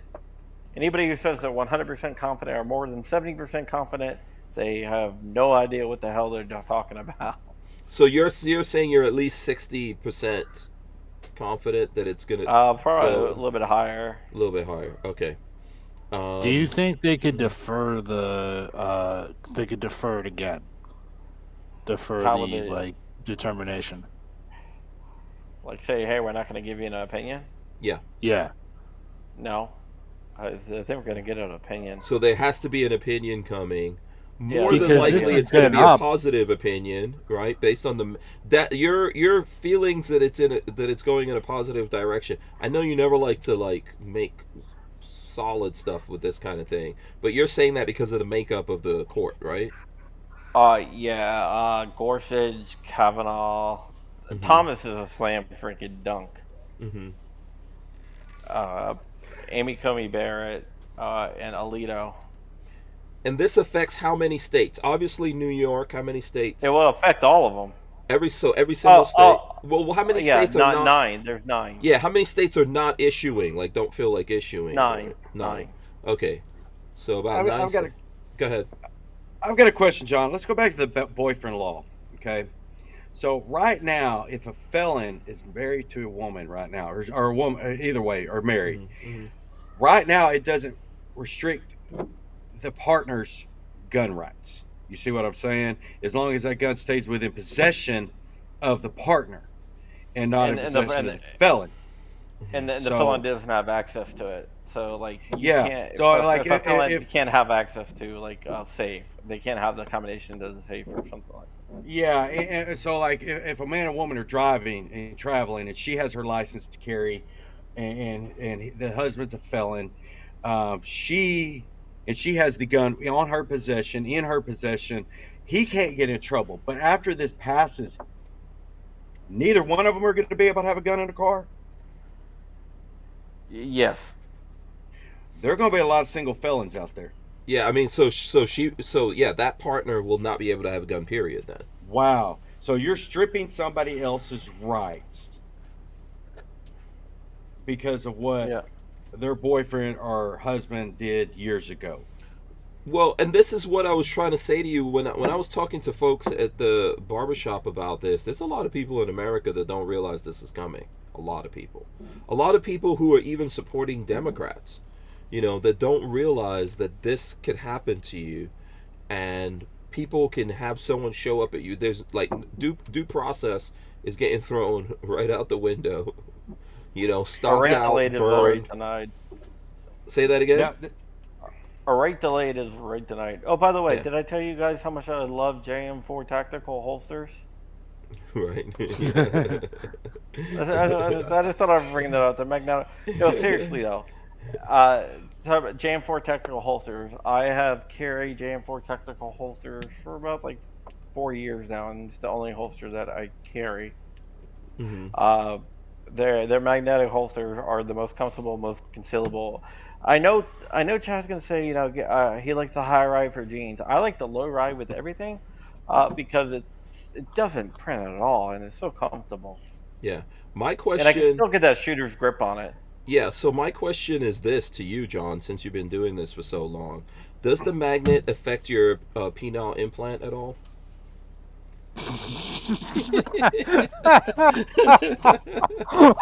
Well, John did not see that one coming. Hey. Hold on. You're forgetting something, Hank. Remember when we talked about it? Yeah. Around the same time as when you were talking about when you guys had the conversation about shaving your balls. Right. Chad is non-metallic. They have non-metallic. Non-magnetic materials. And remember that thing? Remember how when I let you want to mine my non-magnetic material because you kept on saying that your stuff kept on getting stuck on the refrigerator. Chad is like, I don't know what I wanted. Wait a minute. I have wore the magnetic holster longer than anybody here, and I could say right now, without a doubt, I'm not on the blue pill. It works just fine. Yeah. All kidding aside, well, the magnets. Someone's gonna ask this question. Not about the penile implant, but magnets. Aren't there people that are selling magnets to like affect your health and all of that? I'm pretty sure that's like but if you look, that's BS. That's an old wives' tale. Yeah. If you look, your magnets are on the outside. Right. Your body's over here. You see what I mean? So your body's over here. You've got to go all the way through that gun, all the way. It's just not going to happen. They're nowhere near your body. I mean, if you're doing the gangman style dance all the time, let's be honest, Chad. It depends on your girth, Chad. Yeah, I'm appendix carrying. Okay. You know what causes a magnetic field? Mm-hmm. That's the core of the earth, the rotation of all that liquid magma. That's why we have magnetic fields. That's why you have to hold on the company. It points to magnetic north. The poles are magnets. The magnets is what keeps us from being fried. Magnetic fields is what keep us from getting fried by the sun, right? Right. It rejects all the solar flares and all the other good stuff. Yeah. So I don't think you have anything to worry about. You gotta worry more about yourself. I was just messing with you, John. Listen, I've been wearing it for a week. The only thing that I've seen is like sometimes like you get that, which is not really a problem. Oh yeah. Like my knife. So if I'm carrying close to where I carry my my pocket knife or whatever, I get a little bit. But none of that's really an issue. I haven't had my junk augmented yet. So the only person here who could speak on that is John at this point. So. Well, no, I can't speak on your junk being augmented. I have no idea what you're talking about, Hank. Yeah. So I don't know if they. Oh, listen, I had a serious question on the. Lola's gonna start texting me in a second. Chad. So once you get this in, what are you supposed to do? What are you supposed to do once you order your holster? You get it in. What's like what happens next? What I tell people is the leather's a little stiff. The leather's a little stiff when you first get it. Okay. What I do, I unload the gun. Like tank in the morning. Make sure there's not a round in the chamber. Put the gun in several times. It's going to push your slide back the first few times. That's why you want to make sure there's no mag in it. There's nothing empty. You're letting that leather stretch around the gun. You're going to take it. You're going to kind of break it in, and just kind of just break it in a little bit. It already has hot olive oil with a mixture of waxes. Do not put any minx oil on this. If you're going to clean it with a little bit of warm olive oil in a microwave. Warm it up and pull it out and take a sponge and wipe the insides and the outsides. Throw it up on a curtain rod and let it dry. There's too much innuendo in this, Chad. I feel like just too much innuendo. Also, I've been wearing with my my Glock 19. Their new. Am I allowed to talk about that? Oh, is this a prototype? That's a question for Chad. Yeah. Mm-hmm. Yeah, the Maven holster. I've been wearing the Maven holster, and that I've been wearing like their other like outside the waistband holsters, and they're freaking fantastic. Mm-hmm. But Maven holster at the price point, and I usually stay away from leather holsters for outside the waistband. Let me go get one real quick. I know your pic's gonna break. Okay. Yeah. But yeah, they're outside the waistband and the holster. The new holster I have, it's been really, really good. Yeah. No, some good stuff. I don't know if there's any. Night Train says your guest Chad Myers looks a little like Dennis Hopper. Yeah. Sometimes he looks like the Stallones a little bit. That's what I was thinking. That's what I was thinking there. I think I don't know who Dennis Hopper is, so. What? No, sorry. You don't know who Dennis Hopper is? No, I don't. Okay, have you never seen Space Truckers, one of the greatest American movies ever made? No, I've never seen it. Dude, I want to write a Space Truckers fan fiction. Oh, you do? Oh, okay, yeah. I've never even heard of that. You never heard of Space Truckers? No. Oh my gosh. Yeah, that has Charles Dance in it, Dennis Hopper. It has the guy that was in the first Blade. I can never remember that guy's name. Remember the Blade Wesley movies? Snipes? No, not Wesley Snipes. No, the little the vampire dude, the bad guy in that. Oh yeah, I know. What is that dude's name? Yeah. I forget. I know him as Damien, whatever the hell is. Yeah, and then it has Damien Frost. Yeah, I'm trying to. I'm trying to remember the name of the woman that was in there. She's got like a real weird look. I mean, you guys don't know about Space Truckers? I'm ashamed. I didn't see a lot of old 80s movies, okay? Yeah, I forgot you were born. Like, when were you born? I was born in 91. Oh, okay. Uh-huh. Yeah, I'm trying to cancel my non-existent XM radio account.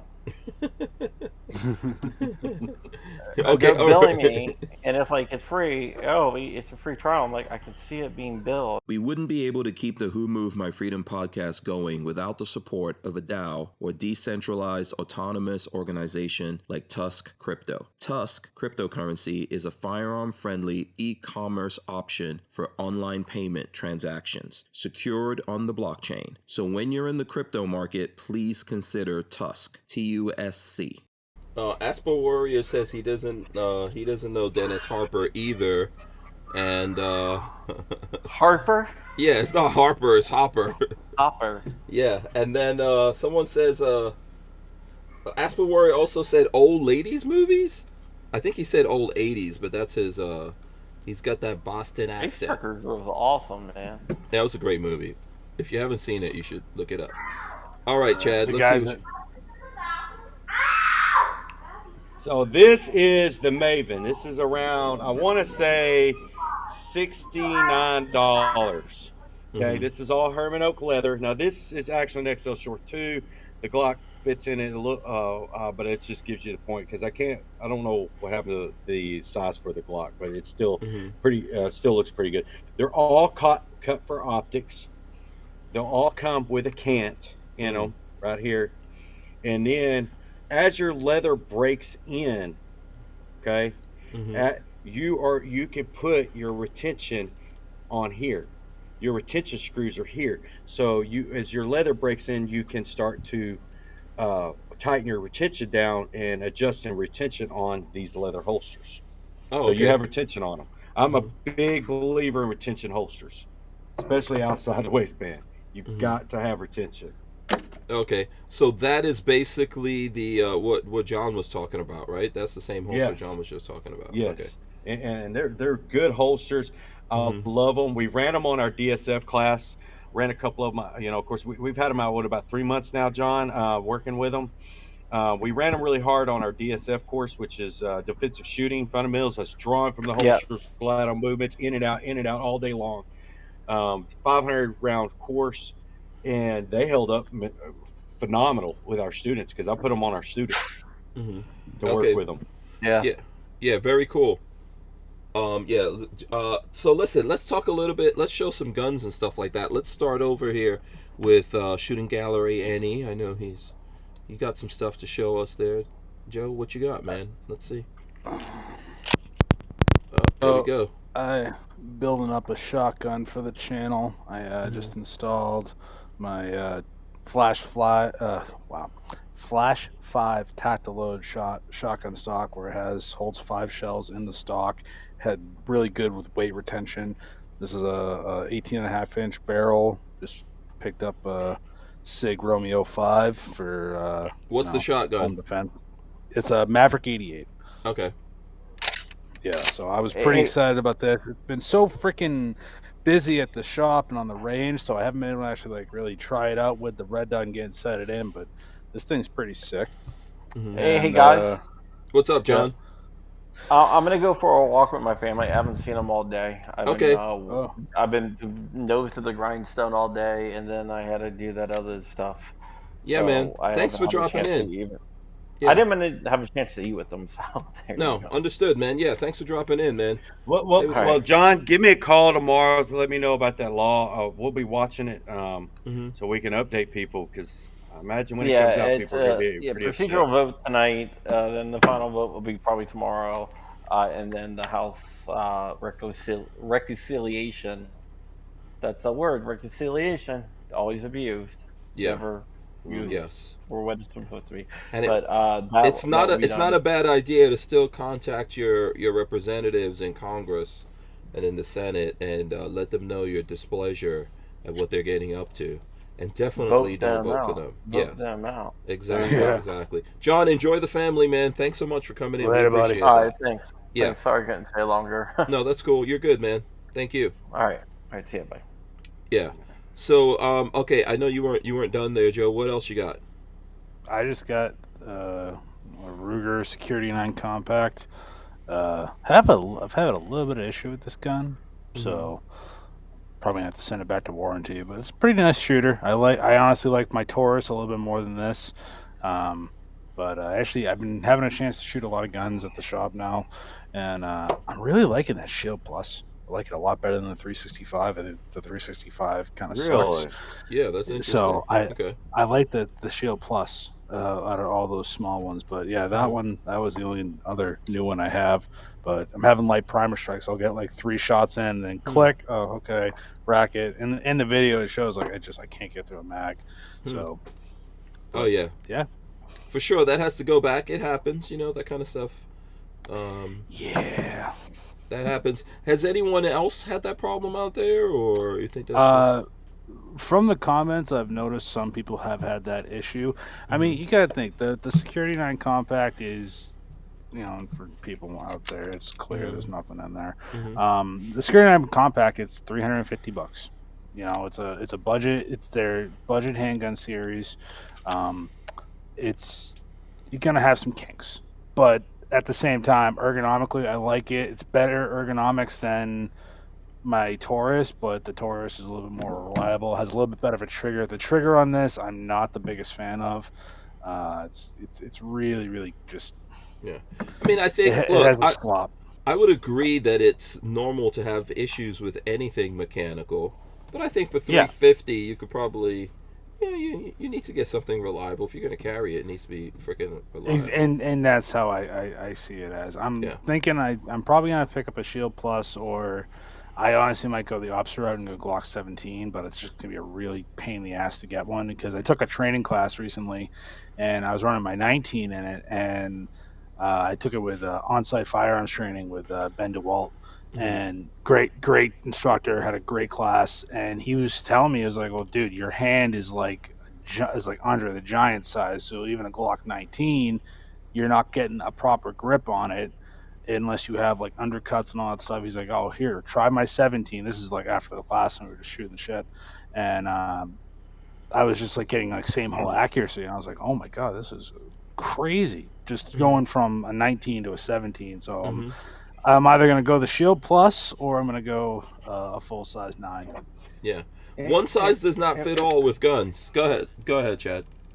We tell a lot of our students the same thing. You've got to be able to get that firm. I mean, I see a lot of people come out and they're like, they're missing that pinky right down here. They can't really get a good grip, but you've got to be able to get a firm grip on your gun. I mean, we show that in class. We teach that. You've got to be able to. That's why I like the Glock 19. I've got little hands compared to this guy over here. I've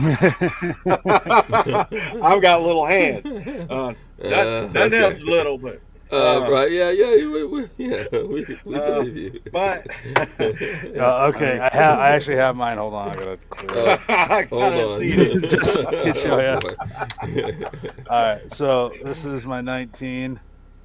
So if I go... okay, hold on. Let's do a side-by-side. Go ahead. Show that again, Chad. That was your 19? Where's your mag at? I mean, like... Okay. It's not loaded. Not loaded. Yeah, that's mine isn't either. All right. It's almost... Well, no, because your pinky's way down here. Yeah, he's got beefier... He's got beefier... Well, we'll watch that. No, I'm just kidding. I got world title size hands here. They grow big up in Massachusetts. Yeah, that's no reflection of anything else. Yeah. Yeah. Yeah, no, it's true. You just, like, everyone's hands are not the same, man. And some guns, like, for example, Lola has the 365, and it's a good gun. I like it, but my hands do not like this gun. And if I'm shooting it, it's fine. But this is just too small for me to feel like I could actually.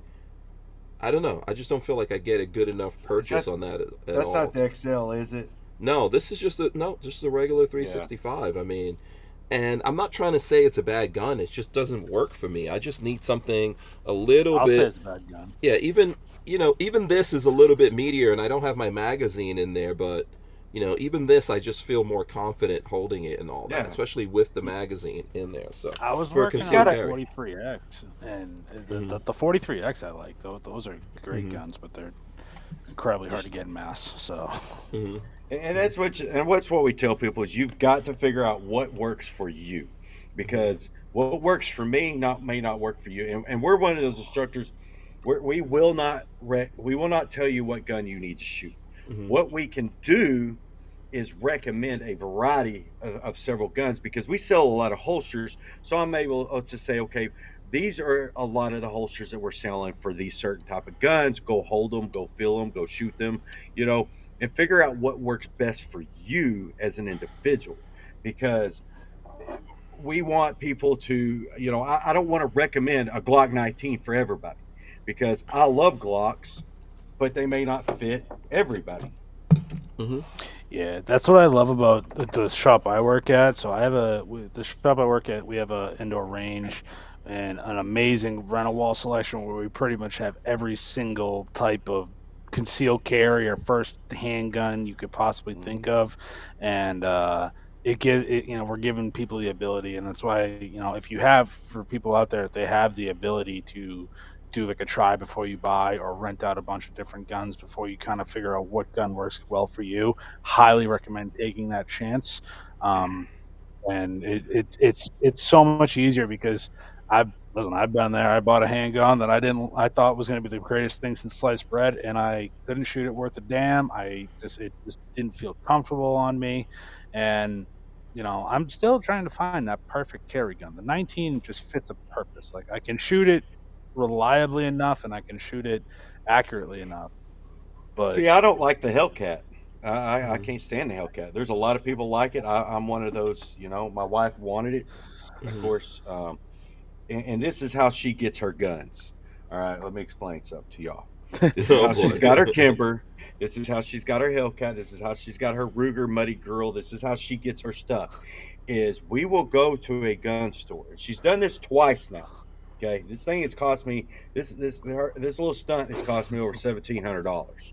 Okay, we go to a gun store. She will see something she likes, even though I'm there for something else, whether it's ammo or something. She'll go. I'll walk up. She'll be looking at the gun. She'll look at it, and of course, I'm a Taiwan. I'll walk over and look at it. I'll look at the price, kind of like that Kimber Micro 9 that she absolutely loves, and that's all she carries now. And it's one of the original baby Tiffany blue ones before they changed to that robin egg. So those guns are actually, I've got a chance to shoot one of those at a range day event, and like, those Micro 9s are pretty cool guns. I'm not a big fan of Kimber, but they're nice guns. They're nice shooting. I mean, Micro they just cost some money. Yeah. So I stand there and I look. I'm like, it's $1,000 gun. That Micro 380. You can't put a price on my life. Over. That's when people like you hand me the form and say, okay, here you go. I just start filling it out. I'm just throwing this out there. I'm a gunsmith. I do not work behind the counter. I'm a gunsmith. I close that door and I don't even want to know what's going on out there. That happened to me 2 years ago with that Kimber Micro 9. So, okay, all right. Then she wanted the Hellcat. Okay, so we figured we'd go look at it, see, and all the only one they had was with the optic and all that other stuff. Oh, yeah. That dumbass gun. Yeah. No, she's like, same thing. It was like replay of the Kimber Micro 9. Come on, give me the form. Double time. You can't put I'm like, damn it. Okay, hand it here. So outside of guns, what do you like, Chad? What are you into? Cars? What's your thing? I'm into hunting. I do a lot of hunting, and I spend a lot of time with my wife. My wife is the backbone of JM4 Tactical. I'm more of the face. She is the one that makes it happen. We spend a whole lot of time with each other. And so when COVID hit, it was like, we had friends getting a divorce, people we knew were getting divorces, and we're like, that's not a big deal for me and her because we literally are together all the time. We spend a lot of time together. My wife is probably, and my son, and I take him hunting a lot.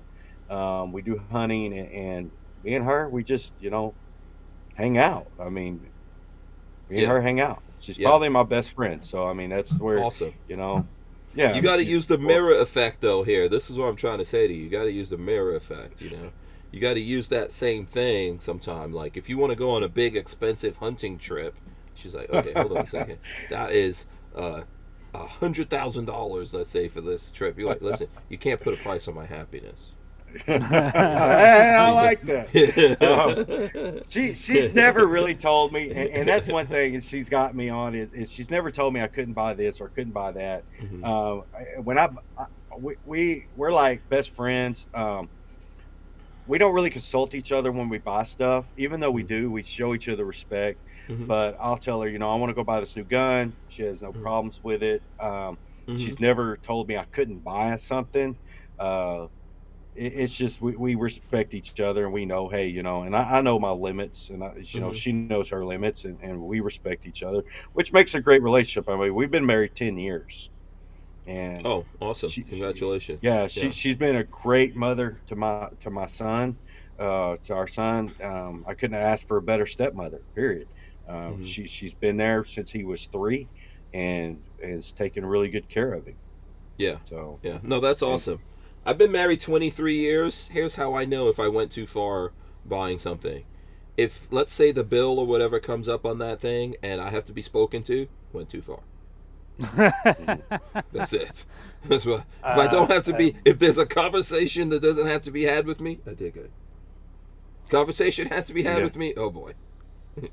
I've crossed lines. Going on 5 years. I think I've been married going on 5 years, but I've been with my wife for about 13, 14 years, and she works at our bank, so she. Oh, you can't hide anything. I can't hide anything. Nothing. Yeah. I literally Cash have. Is king. My name's on all our checking accounts and everything, and all our accounts, but I don't. She takes care of all that. I can't even tell you what we spend. I can't tell you what's in our bank. I can't. She is, like I said, I have a lot of faith in her, a lot of trust in her, because I don't watch any of that. Because we have that trust with each other, I mean, that's an awesome relationship, man. I don't think. I mean, I as long as my card don't get denied when I go fill up with $200 worth of gas, I'm good. Yeah, there's some people. There's some people that have relationships and like everyone has their own account and all of this kind of stuff. But yeah, I've been the same way as long as I've known Lola and all that time, and I think we've been.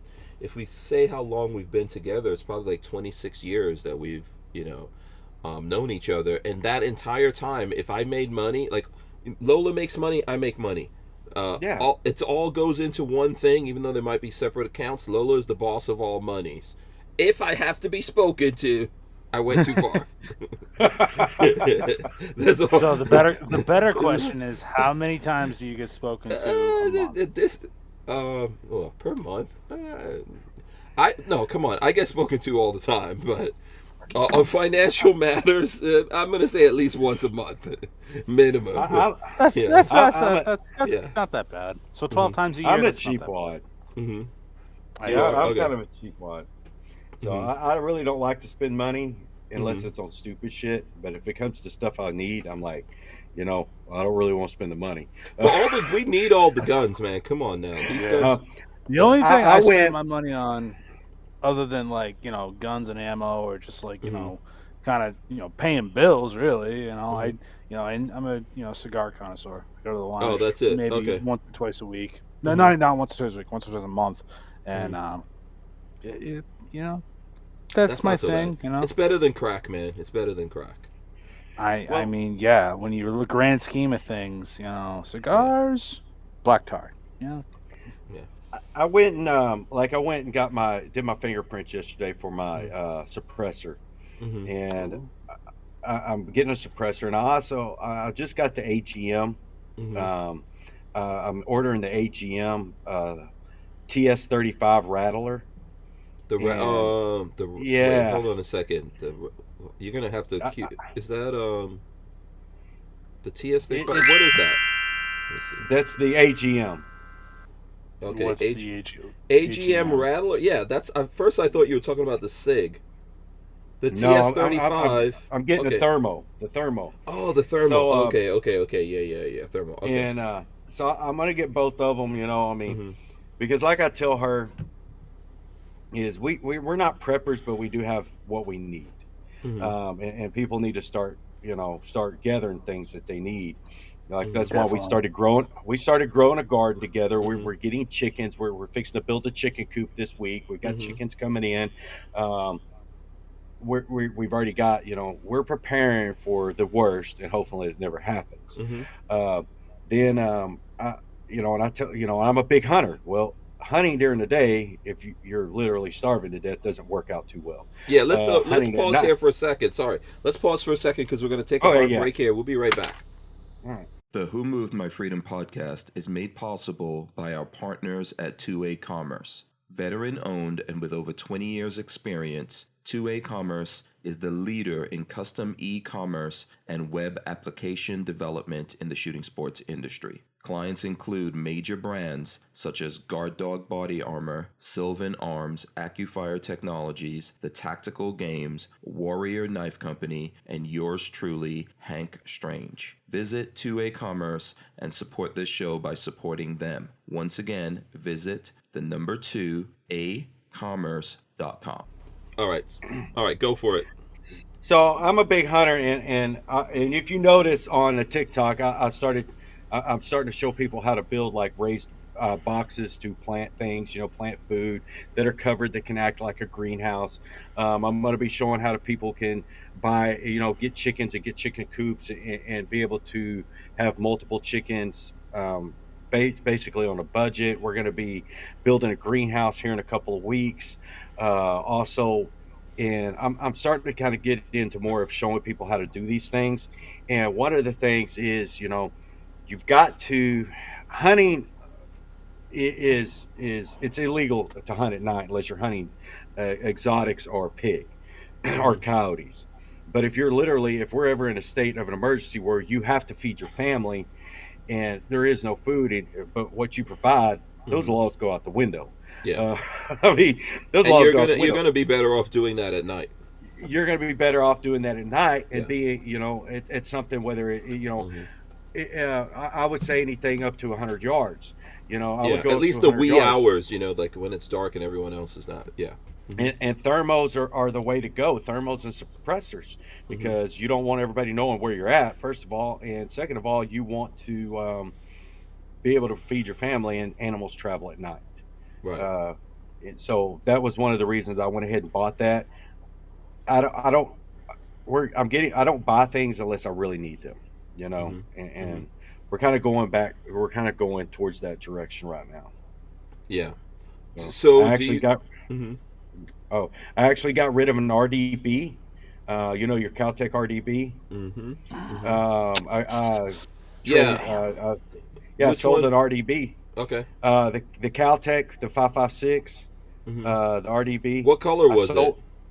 It's black. I actually have it at the shop, at the gun shop for sale, because I'm going to offset some of that expense, because I really don't need the RDB. I mean, I have everything we need.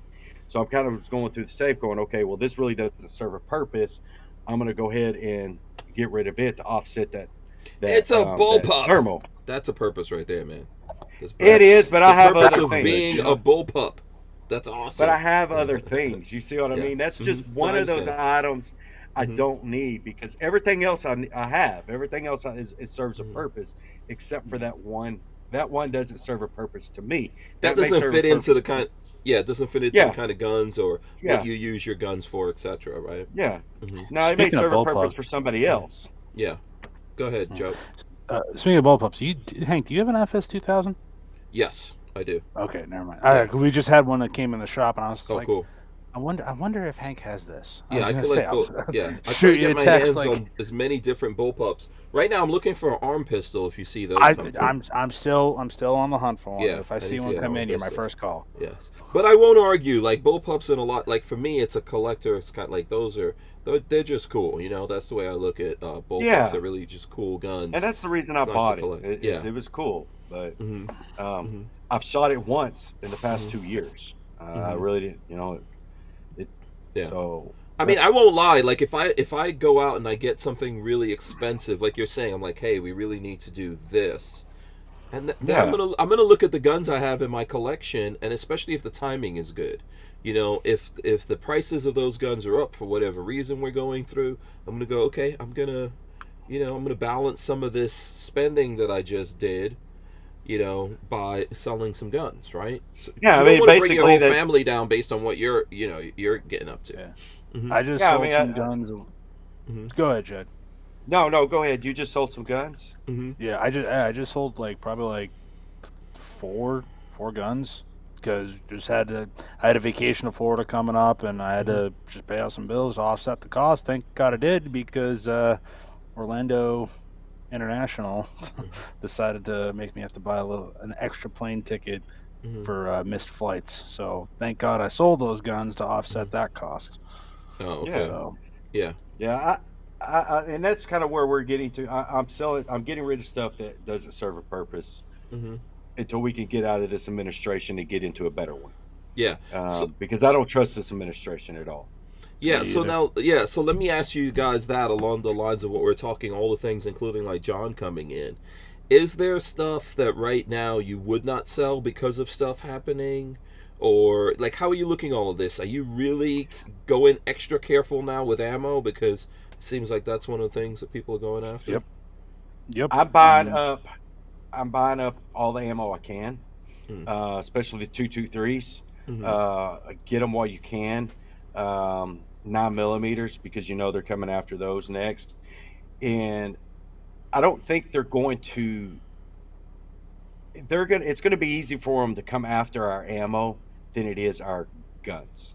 For sure, yeah. And if they could stop the production, that's the reason they threw out. That's the reason Biden said what he did about 9mm, because if they can get it 9 and up, they've pretty much just covered everything. Look at Justin Trudeau. Justin Trudeau, he's Biden's trying to follow in the footsteps of Justin Trudeau, which is basically saying, Justin Trudeau said you can buy and own a gun for hunting and sporting, but you cannot buy or own a gun for self-defense. It's not in your Constitution. Yeah, he says you have no right. You have no right to have a handgun to defend yourself. That it's not in our Constitution. Well, no, it doesn't have to be. It's a God-given right. That it's inalienable. Yeah, as a human being, it's not just in America. Yeah, for sure, we've got Second Amendment here, but people all over the planet have the right to defend themselves, including Canada. Canadians just need to. Justin Trudeau can't tell you what you got and what you don't got. I know, but Biden, I see a lot of that, and until we get out of this administration, I just don't trust them. I mean, it's the same thing as when we tell people you are responsible for your own self-defense. You're responsible for your own safety. You cannot rely on other people to save you or to protect you and your family. You are the one responsible for it. It's the same thing when it comes to feeding your family and surviving. You're responsible. Nobody else is going to come to your savior. Nobody else is coming to help you. And that's the last thing we want to hear is, I'm the government, I'm here to help.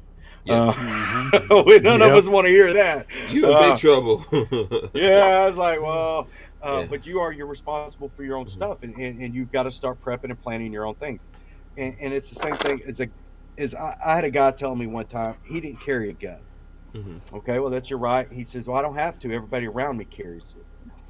And my reaction to him, and this is exactly what I told him, I said, so you're telling me that you are putting your life and your family's life in the hands of somebody that you've never met, hoping that they will use their gun to protect you and your family if something ever happens.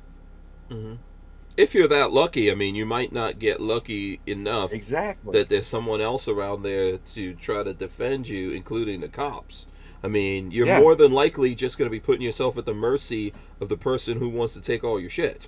So I mean, you're responsible for your own safety. Period. I mean, and it's the same thing when it comes to prepping and feeding your family. You're responsible for it. Absolutely, as an individual. Yeah, Joe, you were gonna. What's your answer to that? Like, how are you looking at all? What are you going to sell? What you're not going to sell? What things might get real expensive, etc.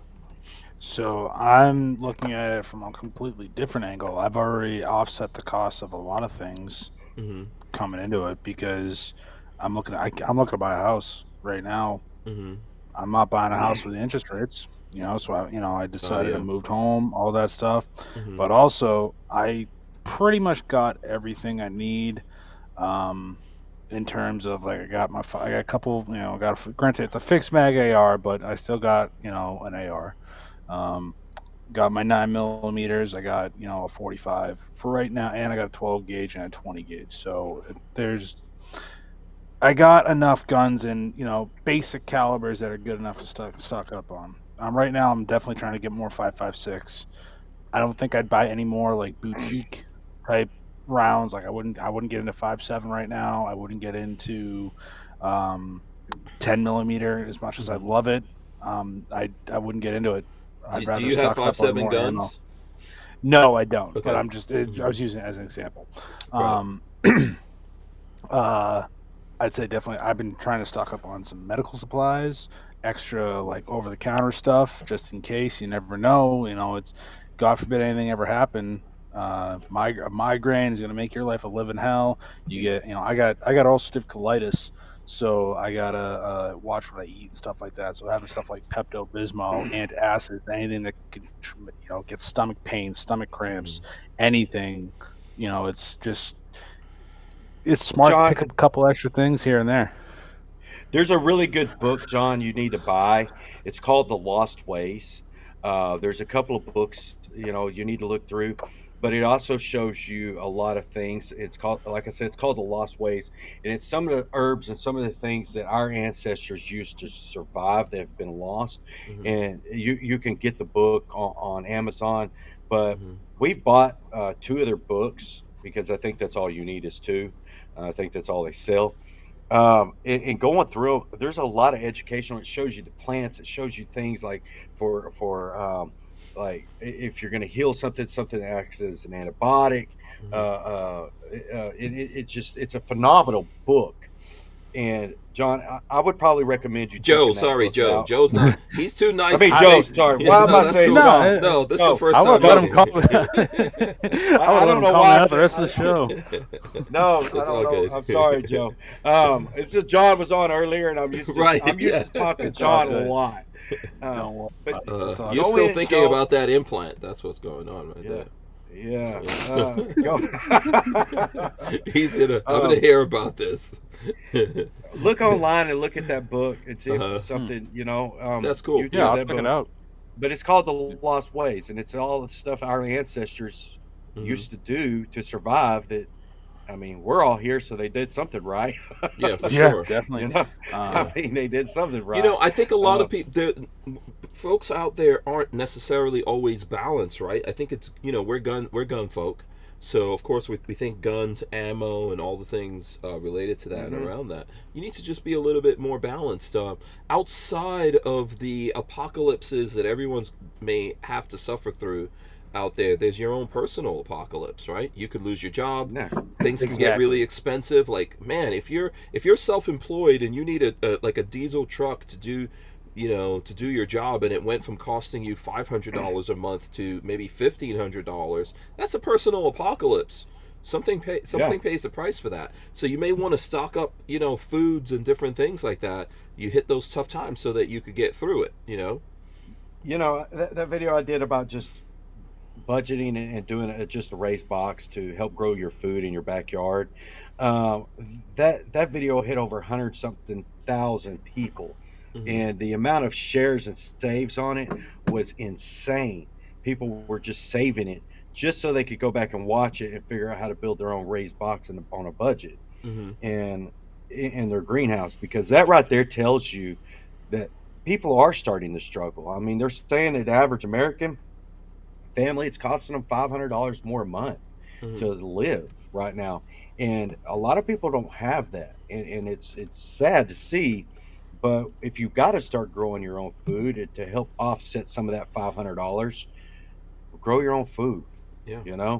Get your own chickens if you've got to offset. That'll never hurt you. That'll never. No, it won't. Yeah. Just make sure you don't have coyotes or anything like that. But you can take them out. And don't use pressure treated wood outside for your box, because it uses chemicals, things like that could get into the soil. So those are things that I'm not a big builder, I'm learning all this in the past several weeks, because we've got to offset some money. We've got to start looking at doing this and doing that to help save some money. Yeah. Here's the thing. Like, I don't know if anyone out there is praying for a recession or praying for things to go. Because guess who's sitting in the pot that's boiling? Us. Yeah.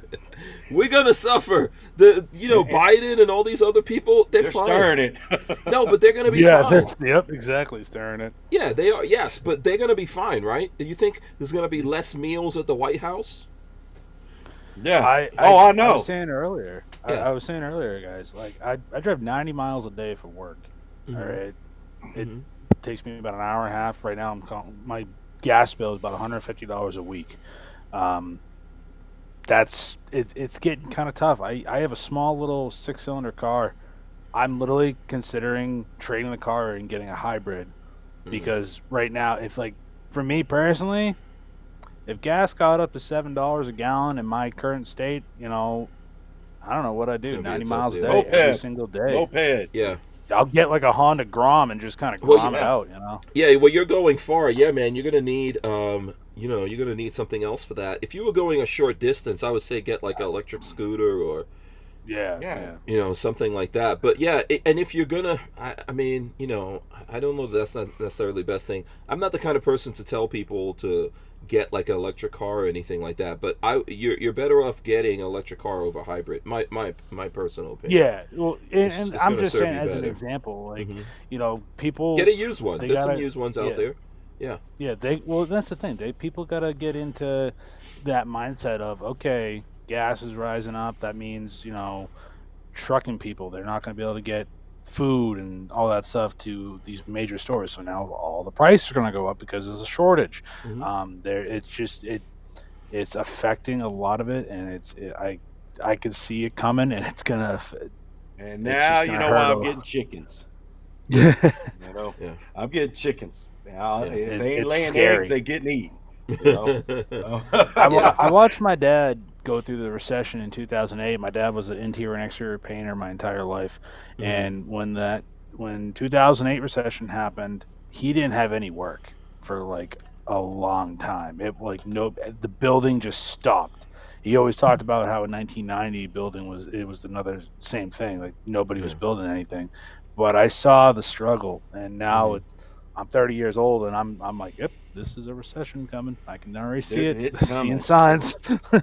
Now it's like I know I know the fear, and it's like I'm trying to prepare as best I can in any way, paying some bills off early, or just thinking of ways of like, okay, this might happen, and it's not trying to be like again doomsday. It's real life scenario. What if what if I lost my job? What if this happened? What if I broke my leg? Like, well, a lot of it is out of your control. I mean, if you think about a lot of folks out there, their business just shuts down. Whatever company they work for, just boom, that company just shuts down. Yeah, it just stops. And now you've got to figure out, how do you live every day? How do you do what you need to do? And it's not impossible, if you're unless you're about 20 years old. You've seen hard times before, and we can get through it. It just won't be easy. I think that's this one is going to hit. This one's going to hit a lot harder. It's going to. I mean, we haven't had a price increase on any of our products since we've opened. That's good. Our magnet. Wait a minute. Since we opened, except until this year, our magnets doubled overnight. Oh, magnets. Oh, yeah. Okay, wow. Our magnets doubled overnight. Our leather went up all in the same week. We had to raise our prices. Okay, then where did the magnets come from? Sorry for interrupting. They come from a family-owned company out of Denver that actually buys them out of China. Okay. I don't deal with any. That's the only material that we get from coming overseas. That's because we don't produce magnets here in the United States. Yeah. They get produced overseas. Makes sense. But and now we've got another leather increase coming, and we've already been told it's coming again. And I'm sitting there going, I mean, I don't know what to do. I mean, do we're at this point where we're fixing to have to raise them again because we have another big increase coming. And it's because of fuel cost. Mm-hmm. Yeah, really. Oh wow. Everything. I mean, it's transportation. Yeah, that's trickle down economics, right? Because you're getting passed on those costs from other places, right? Yeah, I mean, you're not just paying for the gas in your vehicle now; you're paying for the gas in these trucks because your bill is going up. Yeah, I mean, your product's going up, and that's across everybody in e-commerce. Yeah, I mean, anybody that sells product, everything. Yeah, I mean, everything is going up, and it sucks because me and my wife fought this, and we did not want to ever do, come to that, but we had to. Yeah, everything's going up, but people's paychecks because people are now paying more just for materials. Companies are paying more for materials. Mm-hmm. Yeah, we're in kind of a weird time where we're not on the free fall yet. Even there's certain things that the demand for it is still going up. Believe it or not, there's not demand destruction in terms of people like, hey, these houses are too expensive, we're not buying. People are still buying because they're moving around and materials and stuff like that. We're just in a weird time, but once we go over that hill, man, you won't, it's a matter of time. Scary. I give it till the end of the summer. Yeah, definitely. Yeah, I'm thinking, it's going to be somewhere between now and the end of the year, man. It's crazy stuff. All right, listen, we are going to take a quick break. We're going to come right back here, and we're going to start wrapping the show up. We wouldn't be able to keep the Who Moved My Freedom podcast going without the support of manufacturers like Safety Harbor Firearms. SHF is a quintessential family-owned small business, totally representative of the American dream. Safety Harbor Firearms is a Florida-based manufacturer of the compact entry stock and the SHTF 50 upper for an AR-15 lower. Also, SHF happily delivers on your Sten gun parts needs. So don't forget to check out stenparts.com and safetyharborfirearms.com. All right, boom. So, a couple of things here before we start wrapping it up. I want to remind everyone, we're going to do a show tomorrow. We're going to have Cody Wilson, okay? Defense Distributed, Cody Wilson, Ghost Gunner Machine. He's going to be on tomorrow on the show live, hanging out with us. Babyface P will be here as well. So I look forward to it's cool. We've been trying to get him on here for a while. It's going to be a good conversation. Just like I think it was awesome. I didn't even notice the time. I was like, okay, it's 9 o'clock. So we're here having too much fun creating trouble.